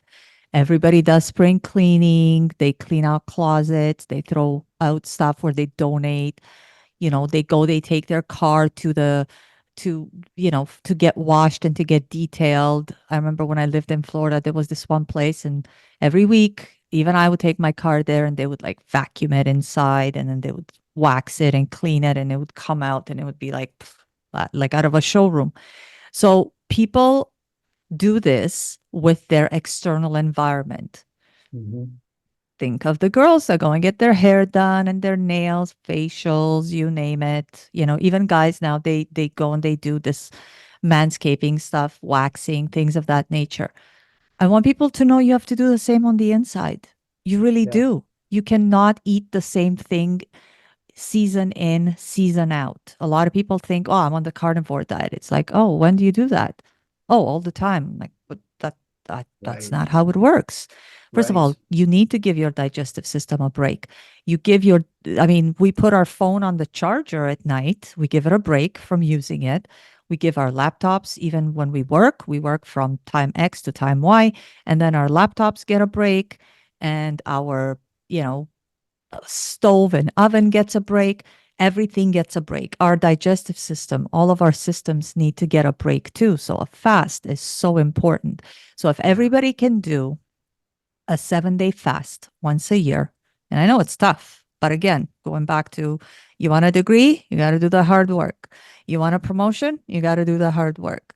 You want to be able to step on a fitness stage or bodybuilding stage, you got to do the hard work. You have to do the hard work no matter what. That's life. Deal with it. Um, Mm. so, if you want to reduce your risk of cancer by about 90%, do a 7-day fast once a year. But I do want to say something super woo woo, which because a lot of people are like, well, like my aunt did this and this, and she smoked 3 packs a day and she never got cancer in her whole life. And my friend who has been dieting and she does Pilates and she, meditates and she got cancer and then it spread to her liver and then she died at 39. Yeah. So I I really want, I really want to say this. So this is woo. If you're looking at it from a metaphysical, spiritual perspective, every soul has made decisions to come here and have experiences. And some of them have made the decision to experience a chronic disease, whatever that may be. And some of them have what we call cancer. And they've chosen to make their exit from this experience that is life and go into another dimension, if you will, through cancer. Some people Mhm. decided to do it through other things like a car accident or whatever the case may be. So there's that. Yep. And if the soul has chosen that, then you could see it to completion. However, we have free will and we could change our mind anywhere across the continuum of life. I know that we see it linearly, it's not. but that's going to go too deep into woo. But having said that, I want to really emphasize cancer is not a disease. I know I'm going to get a lot of flack for this, and I'm probably going to get tagged for misinformation, disinformation. We identify it as a disease, but it's actually a survival mechanism, much like what we were saying about your tumor.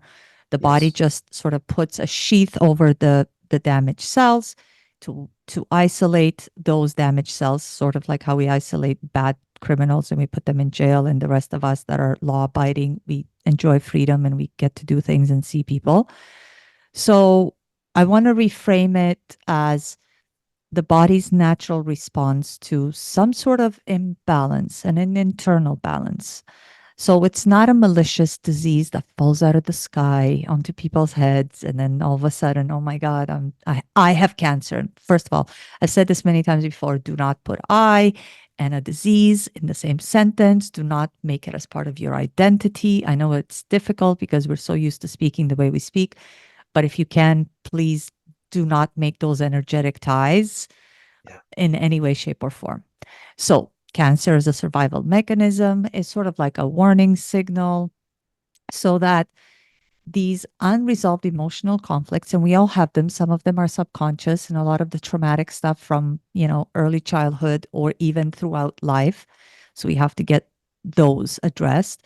And this is part of my protocol. Then there's chronic toxicity, and we talked about that from the environment. I just saw this video on Instagram, which was so disgusting.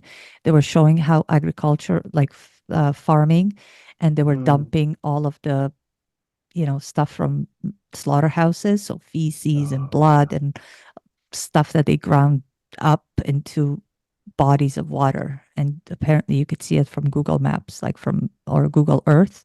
Super disgusting. So, anyways, Mm. so there's a lot of toxicity in the environment and our immediate environment. And we all know Yeah. chemtrails, we inhale a lot of stuff. There's stuff that is sprayed on plants that we eat and animals, the way that they're treated. There's the energy of how they are treated, plus what they are fed and injected with against their will, so on and so forth. So then Mhm. we also have poor nutrition because, much like what you said, Jeff, a lot of people eat these food like products or food like substances.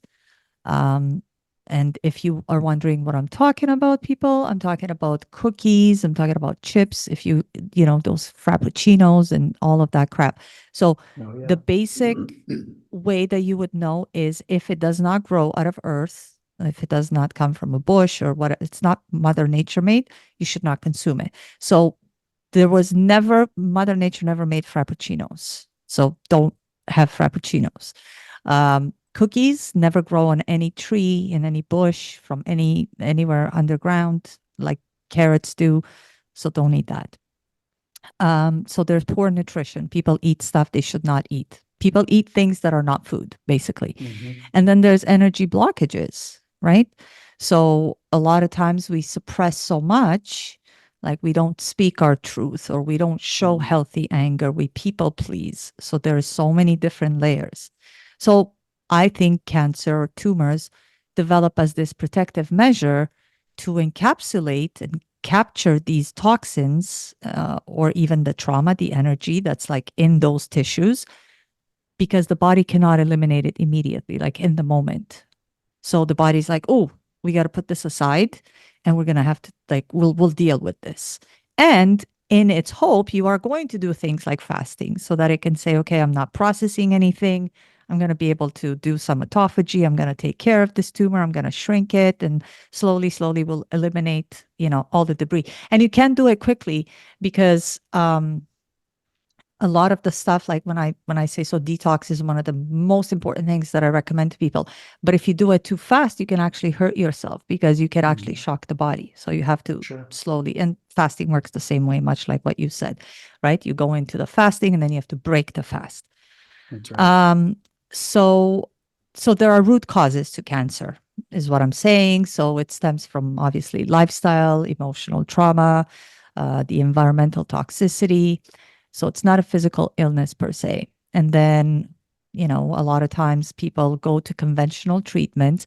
You are lucky that you have such a great network and your family supports you in what you've chosen. A lot of times, a lot of people are not like that. And I remember there was a woman that I was friends with. I met her at this convention in Las Vegas, and she was just so lovely. She had a clinic.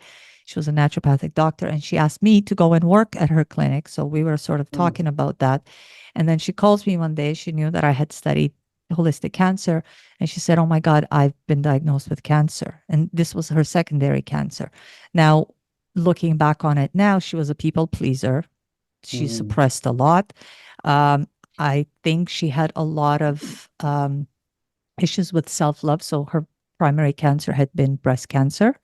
So a lot of stuff happens in the heart chakra, which is all about love, self love, especially. And then when I was telling her what to do, so I told her, let's do a good detox and let's start with fasting. So start eating once a day. That was what I told her. And she calls me and she said, my family wants me to go and do chemo. And they pressured her and she caved wow. in. And then she died Oof. within 3 weeks. Because I remember I was texting her like a stalker, and eventually her husband answered me and said, "Oh, I'm so sorry, you didn't know, but she passed." So it was horrible. Yeah. So, anyways, that's why I'm not a big fan. So chemo, radiation, these typically address symptoms rather than the root causes. So ask yourself, what caused that tumor to grow? That's right. Why? What have I done or what's happened in my environment that the body decided to do that? So you really want to be able to identify that for yourself. This is some of the work that I do with my clients. Um, and natural healing, the way that I sort of prescribe it is through dietary changes. So basically, what we put in the body shows in the body and on the body. Oftentimes, through some of the things that we say, well, you have inflammation, you have cysts, you have boils, things like that. Mhm. You would do detoxification. That's a big one. Emotional healing. You're doing amazing with that, Jeff. So I really applaud you for that. And I really want people to really understand that because it's not just the physical. The physical body is the physical body, but a lot of it is deep underneath. Spiritual connection. You have such an amazing relationship with your wife. You have her support. Imagine how you would feel and how Mhm. heartbroken you would be if you didn't have that in place, or from your family, or from your friends, or your network. Yeah. Because you want to be able to restore the balance of all your bodies. So the physical body, the spiritual body, mental body, to be able to bring everything in balance. Um, so if you address the underlying causes, you really will grow as a person. You will emerge as your true, authentic self. You will transform, if you will, and you will heal.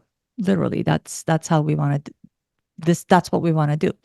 So my cancer protocol is always starts with regenerative detoxification, and I typically do this nutritionally.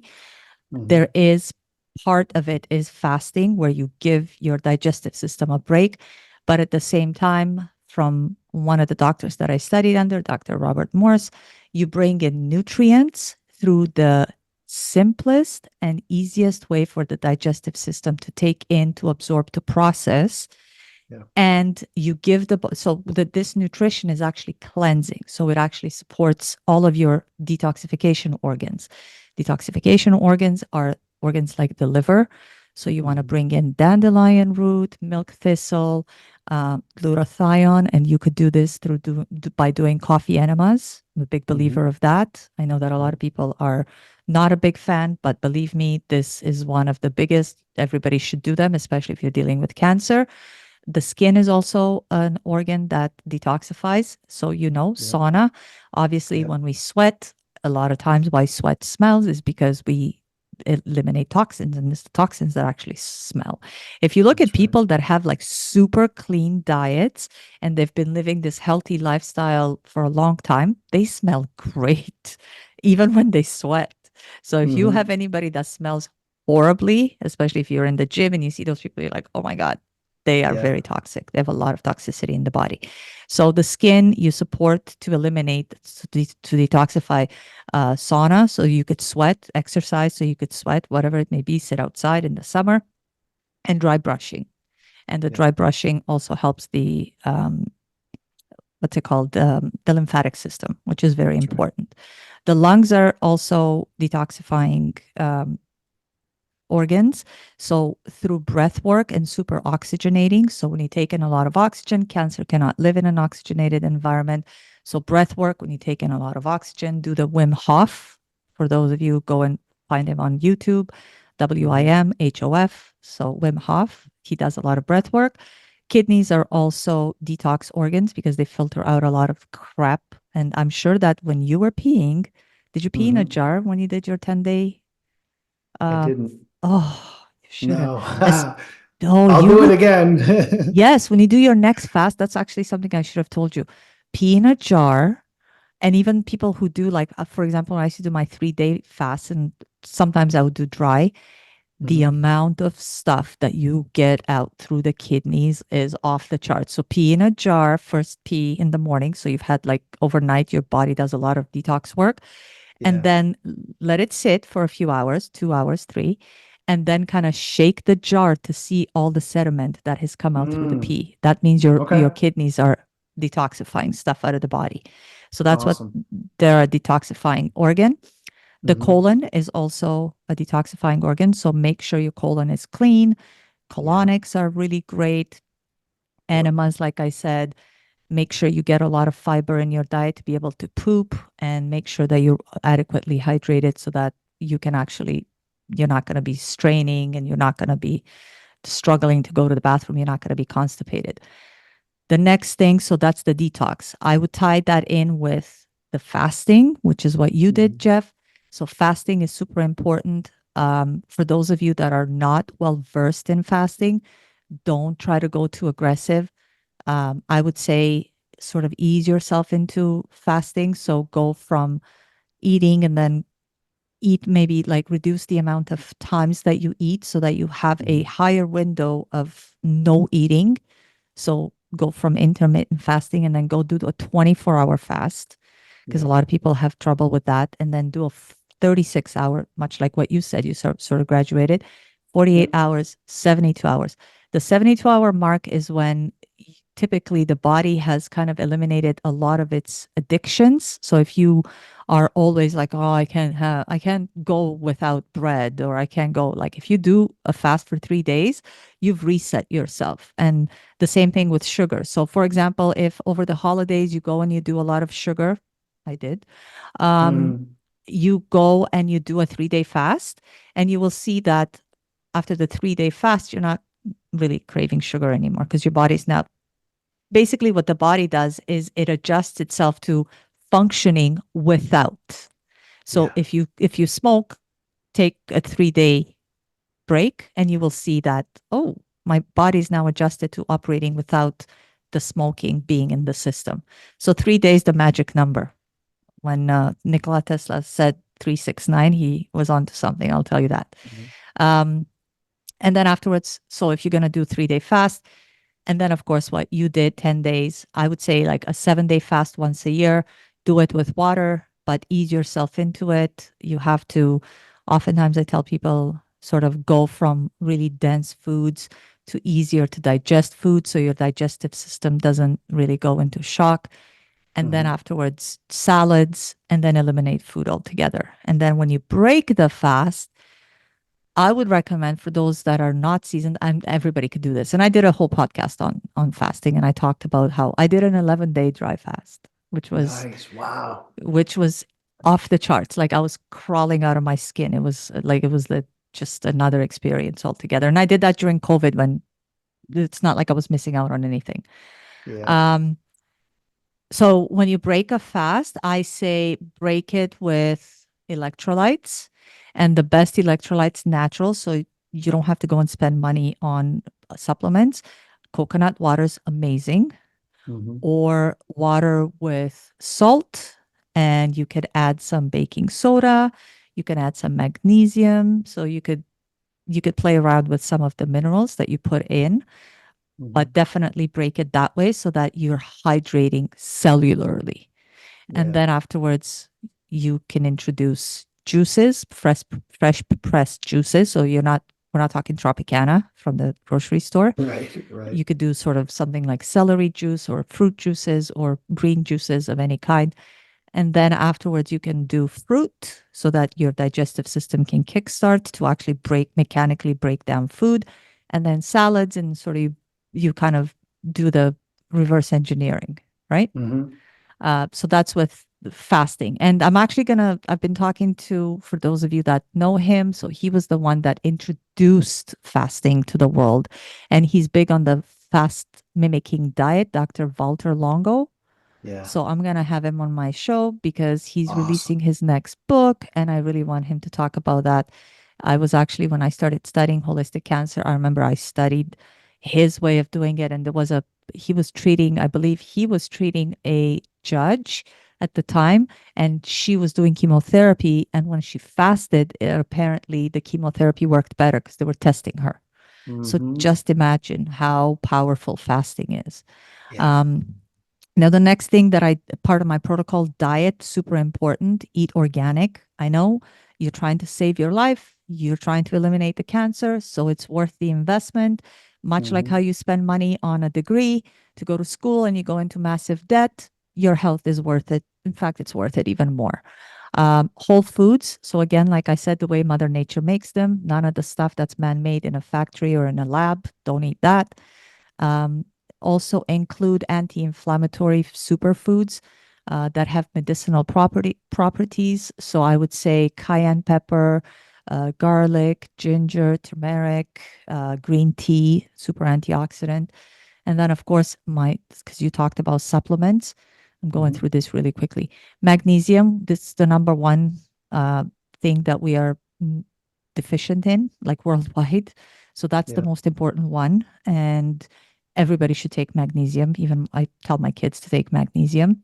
Vitamin D, 100%, especially because you're in New York. So in northern states and anywhere in the north, we don't have enough sunshine. So, and quite frankly, we don't know whether when you're exposed to the sun I don't know if you convert to vitamin D. And by the way, everybody, vitamin D is called vitamin D, but it's actually a hormone. It's not a vitamin. Hmm. But anyways, you should supplement with it.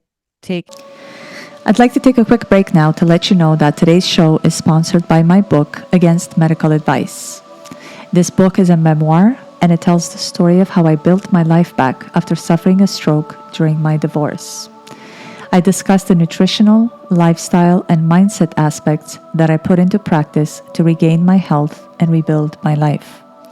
The book has been a labor of love, both writing it and publishing it, and I couldn't be more proud of it. Please pick up your copy from Amazon. For your very own signed copy, my email address is simone@simonegisondi.com. Oh, and I'd really appreciate it if you'd please consider leaving a review once you've read the book. And now, back to the show. It should be in a fatty, obviously, like vitamin A, D, E, and K are all fat soluble. So it should be in liquid format, and it should be in a fat. So an oil.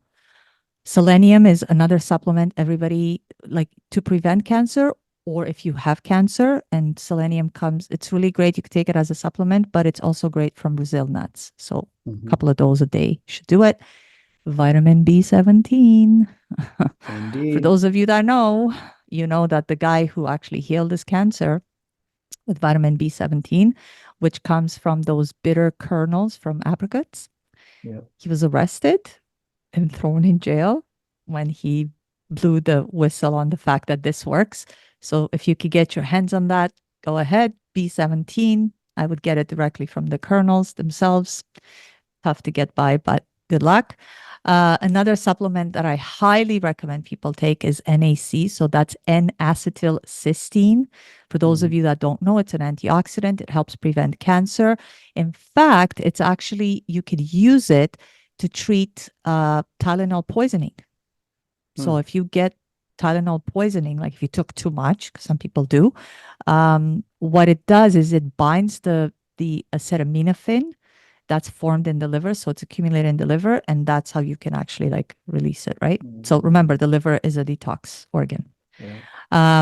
Another thing that's super important, and you probably like, I'm sure that you've practiced this, Jeff. Keep your blood sugar in check. Remember, sugar is Yeah. fuel for cancer. I think you Yeah. had Dr. Seafried on your show, and I had he, Dr. Seeger, not oh, Seafried. Seeger. I would love to get him on though. Dr. Yes, Seafried's I'm actually brilliant. working Yeah. on him too. So let's Oh, see who gets excellent. him first. Yes. Yes. He actually, I one of my posts, I think I posted a clip of him, and he actually, somebody commented and he responded to the comment. He said, "Who is this guy?" And he said, "It's me," Oh, which that's was great. awesome. Yeah, yeah. Very cool. Um, yeah, so keep your blood sugar in check. I know he's a big fan Yeah. of the ketogenic diet, and he talks at Yeah. large about how it's a metabolic disease. So That's keep your right. blood sugar in check. Sugar also suppresses, for those of you that don't know, sugar suppresses the immune system for 8 hours after you take like a teaspoon of sugar. So if you Mm, drink Coke or any of those things that are super sugary, oh my God, you're like destroyed your immune system just to bring itself yeah. back to balance. Sugar really does that, Yeah. especially refined sugar, corn syrup, all that crap that has no space in your diet. Anyhow, next thing that I would do is a parasite cleanse. So I would definitely go hard on oregano. You could use oil of oregano if you want. Mhm. Papaya seeds, pumpkin seeds, wormwood, and black walnut. So those are very natural things that you could take. And a lot of parasites actually cause cancer. So that's Mhm. been well known. I know people are very big on ivermectin. I had a post that I made on Instagram, which Saw that. went off the charts. I had to turn off the comments. People were making death threats to other people. It was crazy. Wow. But, anyways, one of the things that I have to say about that is because I wanted to make sure that people know I did not try to like close down the conversation. I'm all for people learning from other people, but when you're going to go into political stuff and you're going to wish death upon people, no, I'm not going to Yeah. tolerate that. That's just hateful. Yep. But remember this, because I know Dr. Mike Eden talked about this. So it was a clip of him that I posted. Ivermectin is a pharmaceutical. It's made by a pharmaceutical company. If you have seen what the fact that the pharmaceutical industry had to go to the government and get blanket immunity, and there is a adverse effect, some sort of technology where you can actually report adverse effects. Oh, And we yeah. all know what happened with, the opioid crisis, and we all know what happened with statins. And we don't think that the pharmaceutical industry is going to give you a pass with one pharmaceutical. I Hmm. can guarantee you that it's been around for a long time. I know that their patent expired, so now it's super cheap. It wouldn't be otherwise, because now That's right. everybody and their uncle makes it. And remember, this was not made for humans. It was actually made for animals, and it was supposed to deworm them. So it was for parasites, but it hasn't been studied enough. And right now, Michael Eden, so Dr. Eden, has come and has said that it's actually very toxic to fertility. And I guarantee you that once more research goes into this, everybody who commented on that post that I made, aside from the death threats and all of that stuff, are going to come back and they're going to have to go and apologize to Dr. Eden for what they said, because you will Mm, see that. And there's a lot of information out there.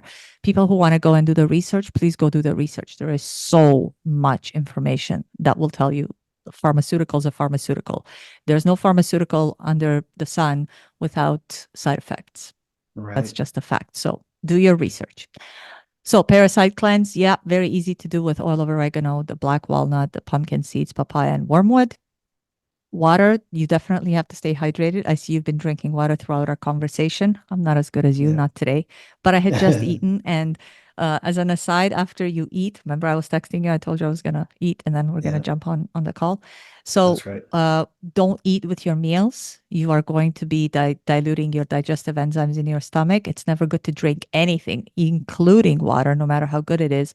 Let your Yeah. digestive system digest properly and then drink before and after meals, but about an hour at least on either side.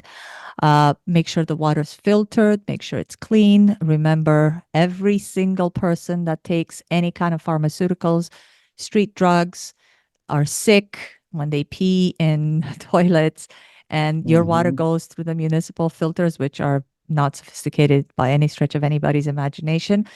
a lot of that stuff is going to come right back to your tap. So you're going to be ingesting all that. So if you're feeling sick for any, that could be one of the reasons. So it's really important to invest in a good filter. I know I keep saying invest, but that's the price of health today. That's right. Lifestyle, this is a big one. I know, Jeff, that you live the lifestyle, but only natural organic cleaning agents in your household. So do not be Hmm. using anything harsh because you're inhaling the vapors, plus it gets on your skin. Your skin is supposed to be the barrier to your internal environment. So use things like vinegar. That's what I use. Yeah. Make sure you do your grounding. So, Jeff, you talked about this, how you go, no matter how cold it is outside, you go and you put your bare feet on the ground. Yeah. So we discharge our energy, especially like from what we accumulate throughout the day into the ground, and then you kind of balance yourself. So grounding is so important. There are mats for this if you Mhm. have about $5,000 or more to dish out, but you could do it for free, much like how you do it, Jeff, by putting your bare feet on the ground outside. Make sure it's not on anything that's sprayed, like grass sprayed with all kinds of pesticides. Exactly. Fasting, which we talked about. So that's part of the lifestyle. And you should actually do that, like I said, on a regular basis. What I do is every week I do 24 hours.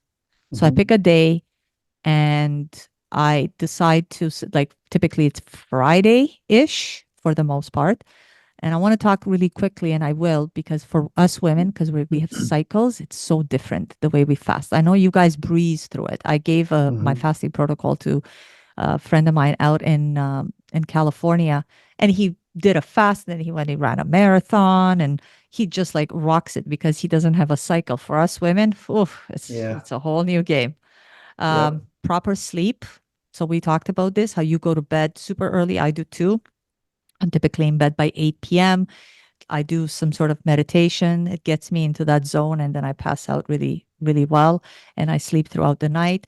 For us women, it's important that we get more than the 8 hours. Men can get by 8 hours, but us women, because we have to produce a lot of hormones that go through different cycles 4 times throughout the month because we're cyclical. Women actually need about 10 hours. So if you can get 10, but if you feel well rested with 8, no problem. Hmm. Meditation, of course. And remember, stress also suppresses the immune system. So you talked at large about um, the nervous system, sympathetic, Hmm. parasympathetic. So important to not be stressed. And remember, Yeah. all of the stuff that's made out in society, it's just made by society. It's not yours. Don't take it on yourself. Hmm. I mean, the bank is going to knock on your door to say you owe us money, but don't worry, they make billions a year. Don't worry yourself too much about it.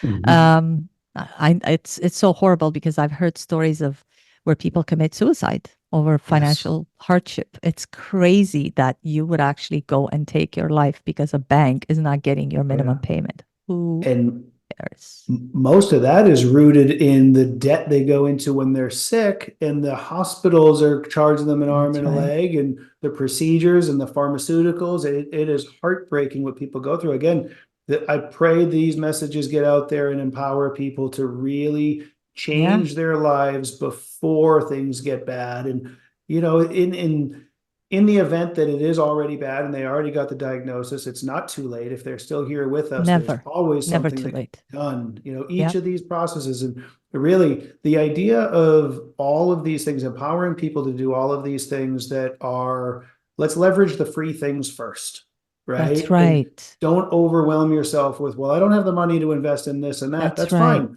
right. It get outside. Nature heals. I truly believe it. I think this whole quantum biology thing is the answer. Get yourself set to the circadian rhythm, touch the ground, get some That's right. fresh air. It's amazing. In fact, Sunshine. yeah, exactly. And it's amazing. Even on a cloudy day, you're still getting the spectrum from that sun, even if you Mm-hmm. don't see it. And it is so healing. Let no glasses, no sunglasses, let it get through. We have That's receptors in our right. eyes, we have receptors on our skin. And one of the biggest things, you mentioned the annual 7-day fast. I would recommend, and I didn't even think about this when I decided to do my 10. It just happened to work. But I think doing at least a 7 to 10 day fast once a year makes sense. And it makes sense to do it in the winter Of because course. there's less sunlight and we should be sleeping more when it's dark. We need to recognize the detrimental impact that all the artificial light and specifically the blue light toxicity has on us. You mentioned diabetes earlier. Blue light toxicity alone, through kicking on the cortisol, which will increase the blood sugar, that alone can make people diabetic. It's unbelievable. And then because your blood sugar is elevated and because, it's probably 8, 9, 10, 11, 12 o'clock at night that you're watching TV, you're so out of sync with the circadian rhythm that you don't feel tired, you don't have melatonin created, that you're staying up and then you get hungry. So now you're snacking and you're really feeding the insulin resistance, the leptin resistance, and just destroying the body's whole metabolic system.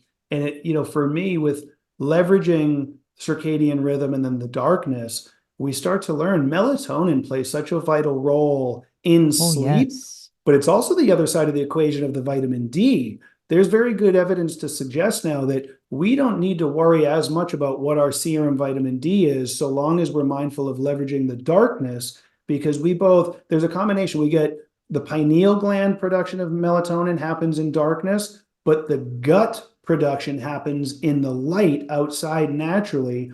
And it's the That's right. melatonin created in the gut that actually stimulates apoptosis while we're sleeping. And that's really what we need to leverage this whole tumor breaking down. I mean, for those of us with it, right? If you don't have a tumor, God bless you. I hope you don't. But apoptosis is a programmed cell death. So any cells in your body that aren't functioning optimally, but they aren't dead yet, we program them.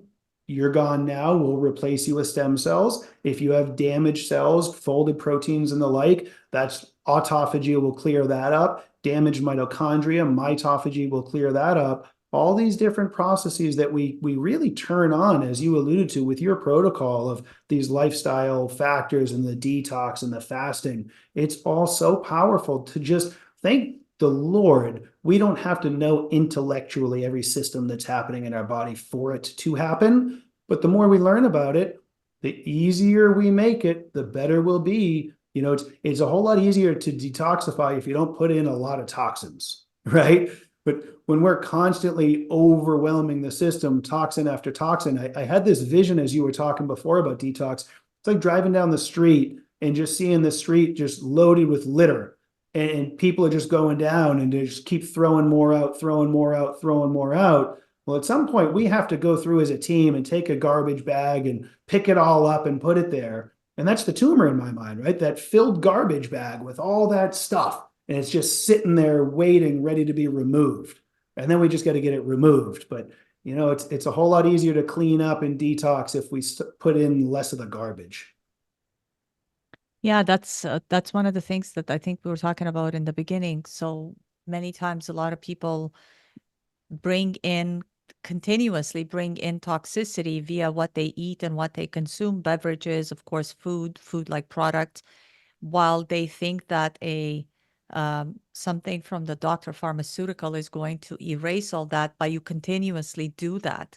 So you're Mhm. constantly accumulating toxicity in the body, and you think that, and if you do that for 40 years, 30, 20 even, Yeah, you're not going to be able to have anything get it out of that's you. right. And, even a 7-day fast is not enough to undo 40 years worth of damage from stress and toxicity of the food and beverages, smoking. A lot of people smoked back in the day. It was like, I mean, I remember there's hospitals that still, you could Yeah, still see that they have ashtrays by elevators. I was like, oh my yeah. God, people actually smoked inside hospitals. Um, so yeah, and so just to finish up with the protocol, Mhm. exercise is another thing that I highly, highly recommend. Uh, of course, you sweat, so that's one way to detoxify.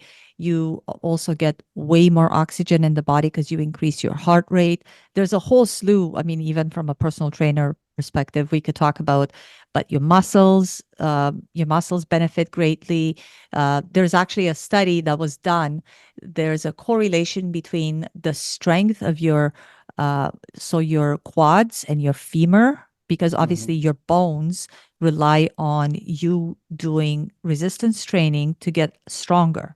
So in order to get strong bones, you actually have to weight train or resistance train. You could do it even with bands. Everything Mhm. counts. So the strength of your femur and your quad muscles actually determines how long you're going to live. Mm. So there's a study on that. You guys can go and look it up. PubMed has it. We'll happily talk about it.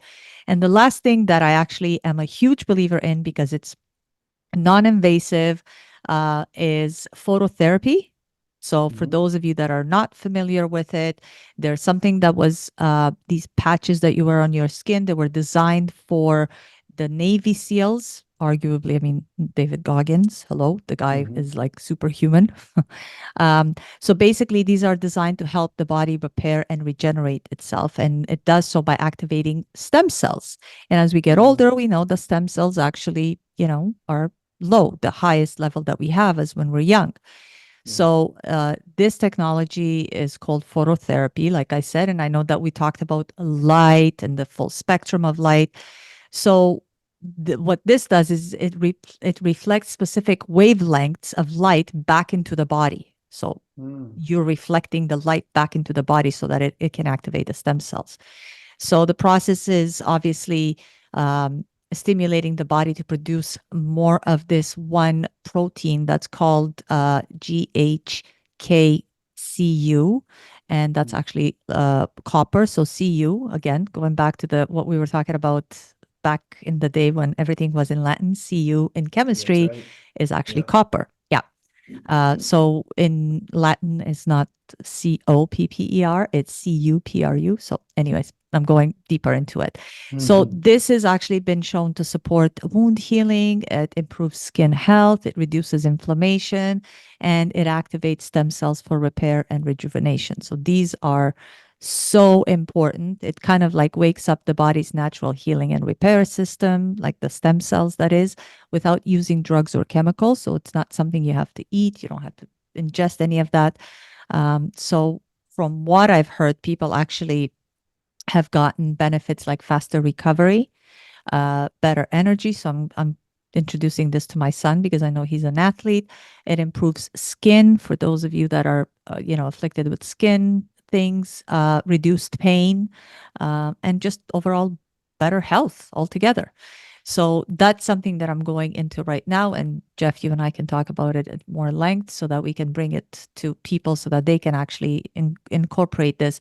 And again, I want to go back to say that it is an investment. But what you said made me think of the fact that I know a lot of people are going to be saying, well, I have to spend money. Well, I mean, you're already spending to eat. So if you're going to be going grocery shopping, instead of buying the crap that is not real food, and, Mhm. I see whenever I go shopping, I see people's carts, I'm like, oh my God, three-quarters of what's in your cart is not food. Yeah. And that's money that you're spending. So if you're going to be investing in food because you do grocery shopping weekly, bi-weekly, monthly, however you do it, you might as well, when you buy stuff that's actually good for you. And here's the thing, and you could probably speak to this, Jeff.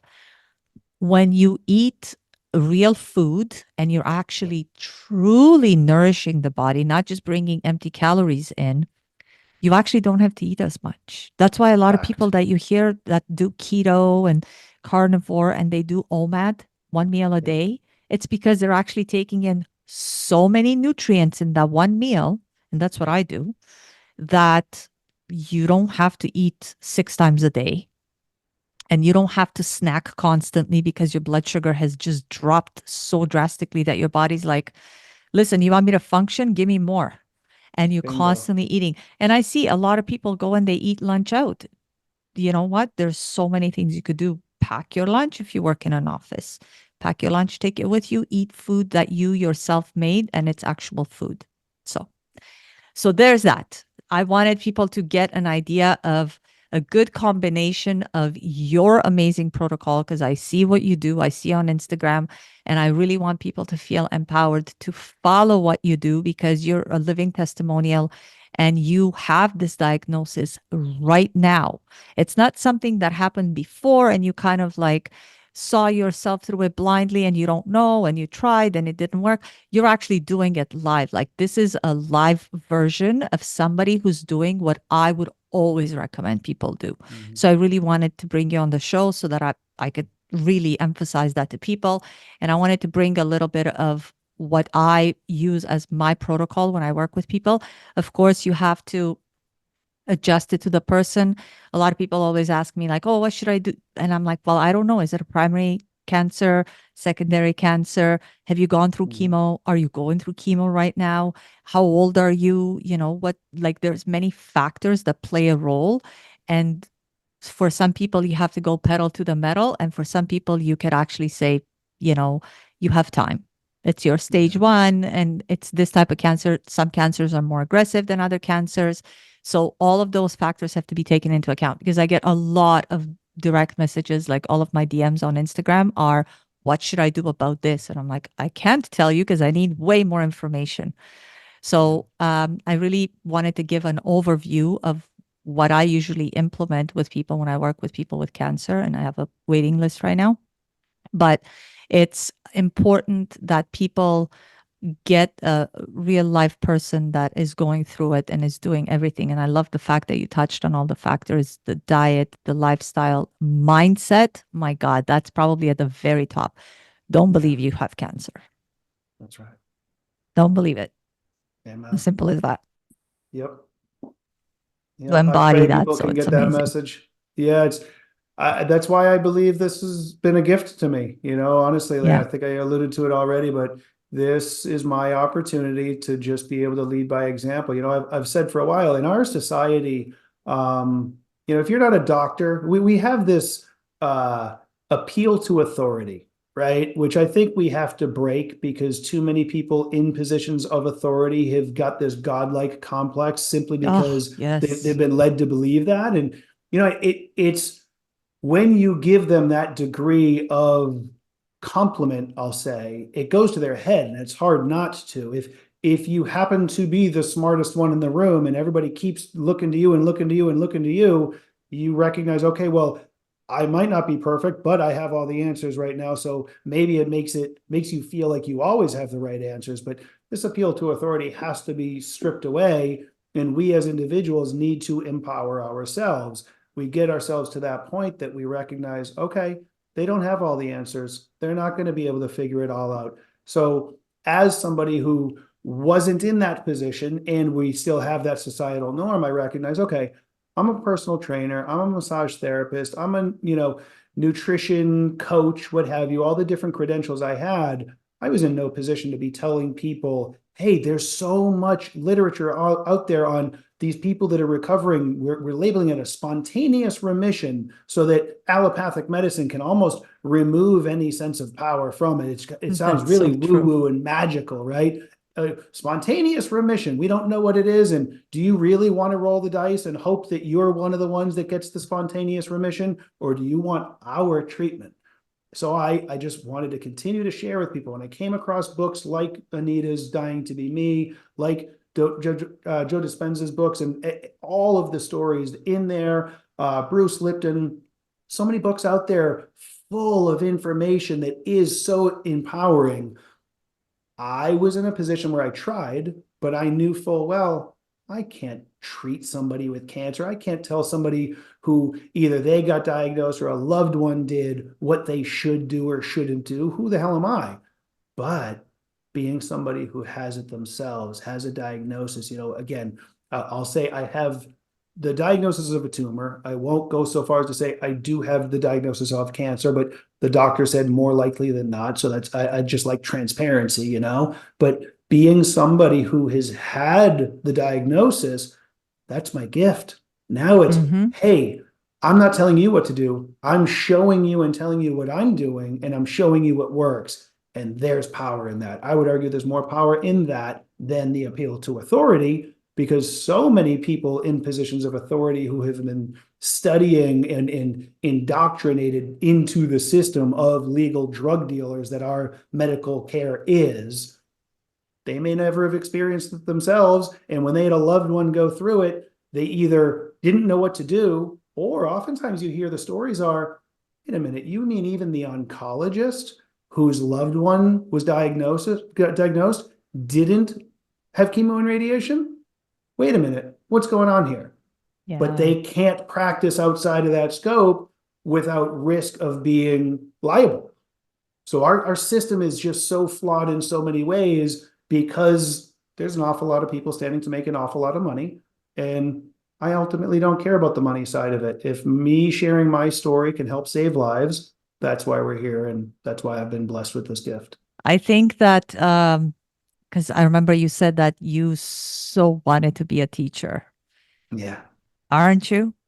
Yeah. What you're Thank you. teaching people right now Yeah. is it surpasses what you could have taught in elementary school by leaps and bounds because you are giving people real life education about the most important thing, the most important thing, health. And I Yeah. think that it's very much your wish coming true. You are the teacher. I've created my reality. That's for You sure. have I definitely accept it. created your reality. Okay. In closing, please tell people where they could find you. So on Instagram again, do you have a Yep. website? How can they I get in do. touch with you? And for those that are local, I know that massage therapy obviously is only in person. Where can they find you so that they can get your amazing treatments? So my website is jhartfitness.com, and there are links through there to everything, if I remember correctly. Definitely links to anybody that does want to come in for massage or any coaching. The Instagram is probably where I'm most active, Mm-hmm. and it blends over. I do have Facebook, but Facebook tends to be just fed through the Instagram. So the Instagram is jhart_fitness. And my podcast I host on my YouTube channel that, if I remember correctly, it's also at J Hart Fitness, but I have since changed the name of the actual podcast to Coach's Corner. And as you know from coming on, thank you so very much. Coach is an Mm-hmm. acronym that stands for the conduit of optimism, altruism, consciousness, and health. And Mm-hmm. Yes, that's those, exactly what it was called when I came to your show. Absolutely. yeah, Coach's Corner. yeah, Okay, great. yeah, So please give him a follow. Like I said, he's such an inspiration even to me because oftentimes I see how simple things that he actually does are, and it makes me wonder because I send people that I work with and I say go and see what this guy does so that you can understand how simple it is, and just like he said, free. If you can't afford to go and buy yourself a cold plunge, by all means take a cold shower. Put your yeah. feet on the ground. Don't go buy yourself a PMF mat for That's right. $5,000. Go and expose your skin and your eyes to the real sunshine out there, or you could buy yourself red light therapy. Of course, that's going to cost you. So there's so much that he does that is what I recommend people do for healing the body and journaling, meditating again for free. You could do so in the privacy of your own home. So please give him a follow and get, if you're in the New York area, I don't know exactly geographically where you are, Jeff, but please go get, I'm sure that it's probably going to be complimentary therapy session while he's massaging you as well. I know that Yeah, my there's massage therapist does that all the time, which is amazing at that. absolutely. Thank Yep. you so much, Jeff, not only for your wisdom, but for sharing your amazing story. I really feel, I really wanted to thank you from the bottom of my heart because I know that these are so personal. You are sharing part of yourself with the audience. You're sharing what you do. Sometimes we want to do these things in solitude and without bringing in the world alongside with us on this journey. Sometimes it's a journey towards the inner self by yourself. So I wanted to really thank you for being such an open book and sharing with the audience so that you could be an inspiration and for people to be able to see from a real person that they can relate to what they too can do so that they can attain the health that you get to enjoy so that you could be the beacon of light and you can create the path that they could follow. So thank you very much. Hey man, it's truly my pleasure. Thank you for having me. And I'll throw one last thing because you just said something that I don't even think you know. I have three books out on Amazon. They're all what I call collections of meditative poems. And you just said The Beacon of Light. My first one is called Be a Beacon, Shine Your Light. The There you second go. one is Coach, and it's the acronym. That's where it came from. These were all things that came to me in meditations. And the last one is called Truth Seeker. There you go. So if you want to get your hands on the books that he's talking about, please go and check out Amazon. I'm definitely gonna. I didn't know about that, Jeff. So Yeah, thank you. I'm not Um, good at self-promoting. always, you should always promote yourself. You're amazing. And I would love to have you back. I just want to say this on the air so that people can actually, just for accountability for me and for people to look forward to something, because we want to hear all about how you shrunk this tumor that came to teach you so that you can continue to be the teacher that you wanted to be.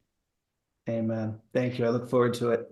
Great. Thank you, everybody. Until the next show, please give a follow to the show. Let us know what you think. Leave comments. And if you have any comments or any questions for Jeff, I'm happy to pass them along if you can't get to his Instagram. Until next show, take care. Thank you so much for tuning into this episode of Health Confidential. I hope you found it informative and inspiring. Your support and engagement means so much to me, and I'm truly grateful for each and every one of you who takes the time to listen. If you enjoyed what you heard, please subscribe so you never miss an episode. And if you found value in the information, I would love it if you could please leave a review. Your feedback helps me reach more listeners and continue to bring you valuable content. And remember, you don't have to navigate your health journey alone. If you're ready to take the next step towards a healthier, more vibrant life, I would love to work with you. Whether you're looking for personalized nutrition, holistic coaching, or a comprehensive health strategy, I'm here to support you every step of the way. Visit my website at simonegisondi.com or reach out to me directly by sending me an email to simone@simonegisondi.com to learn how we can work together. Let's transform your health. Remember, health is a journey, not a destination. So stay healthy, stay curious, and keep taking those positive steps forward. Take care. I'll see you in the next episode.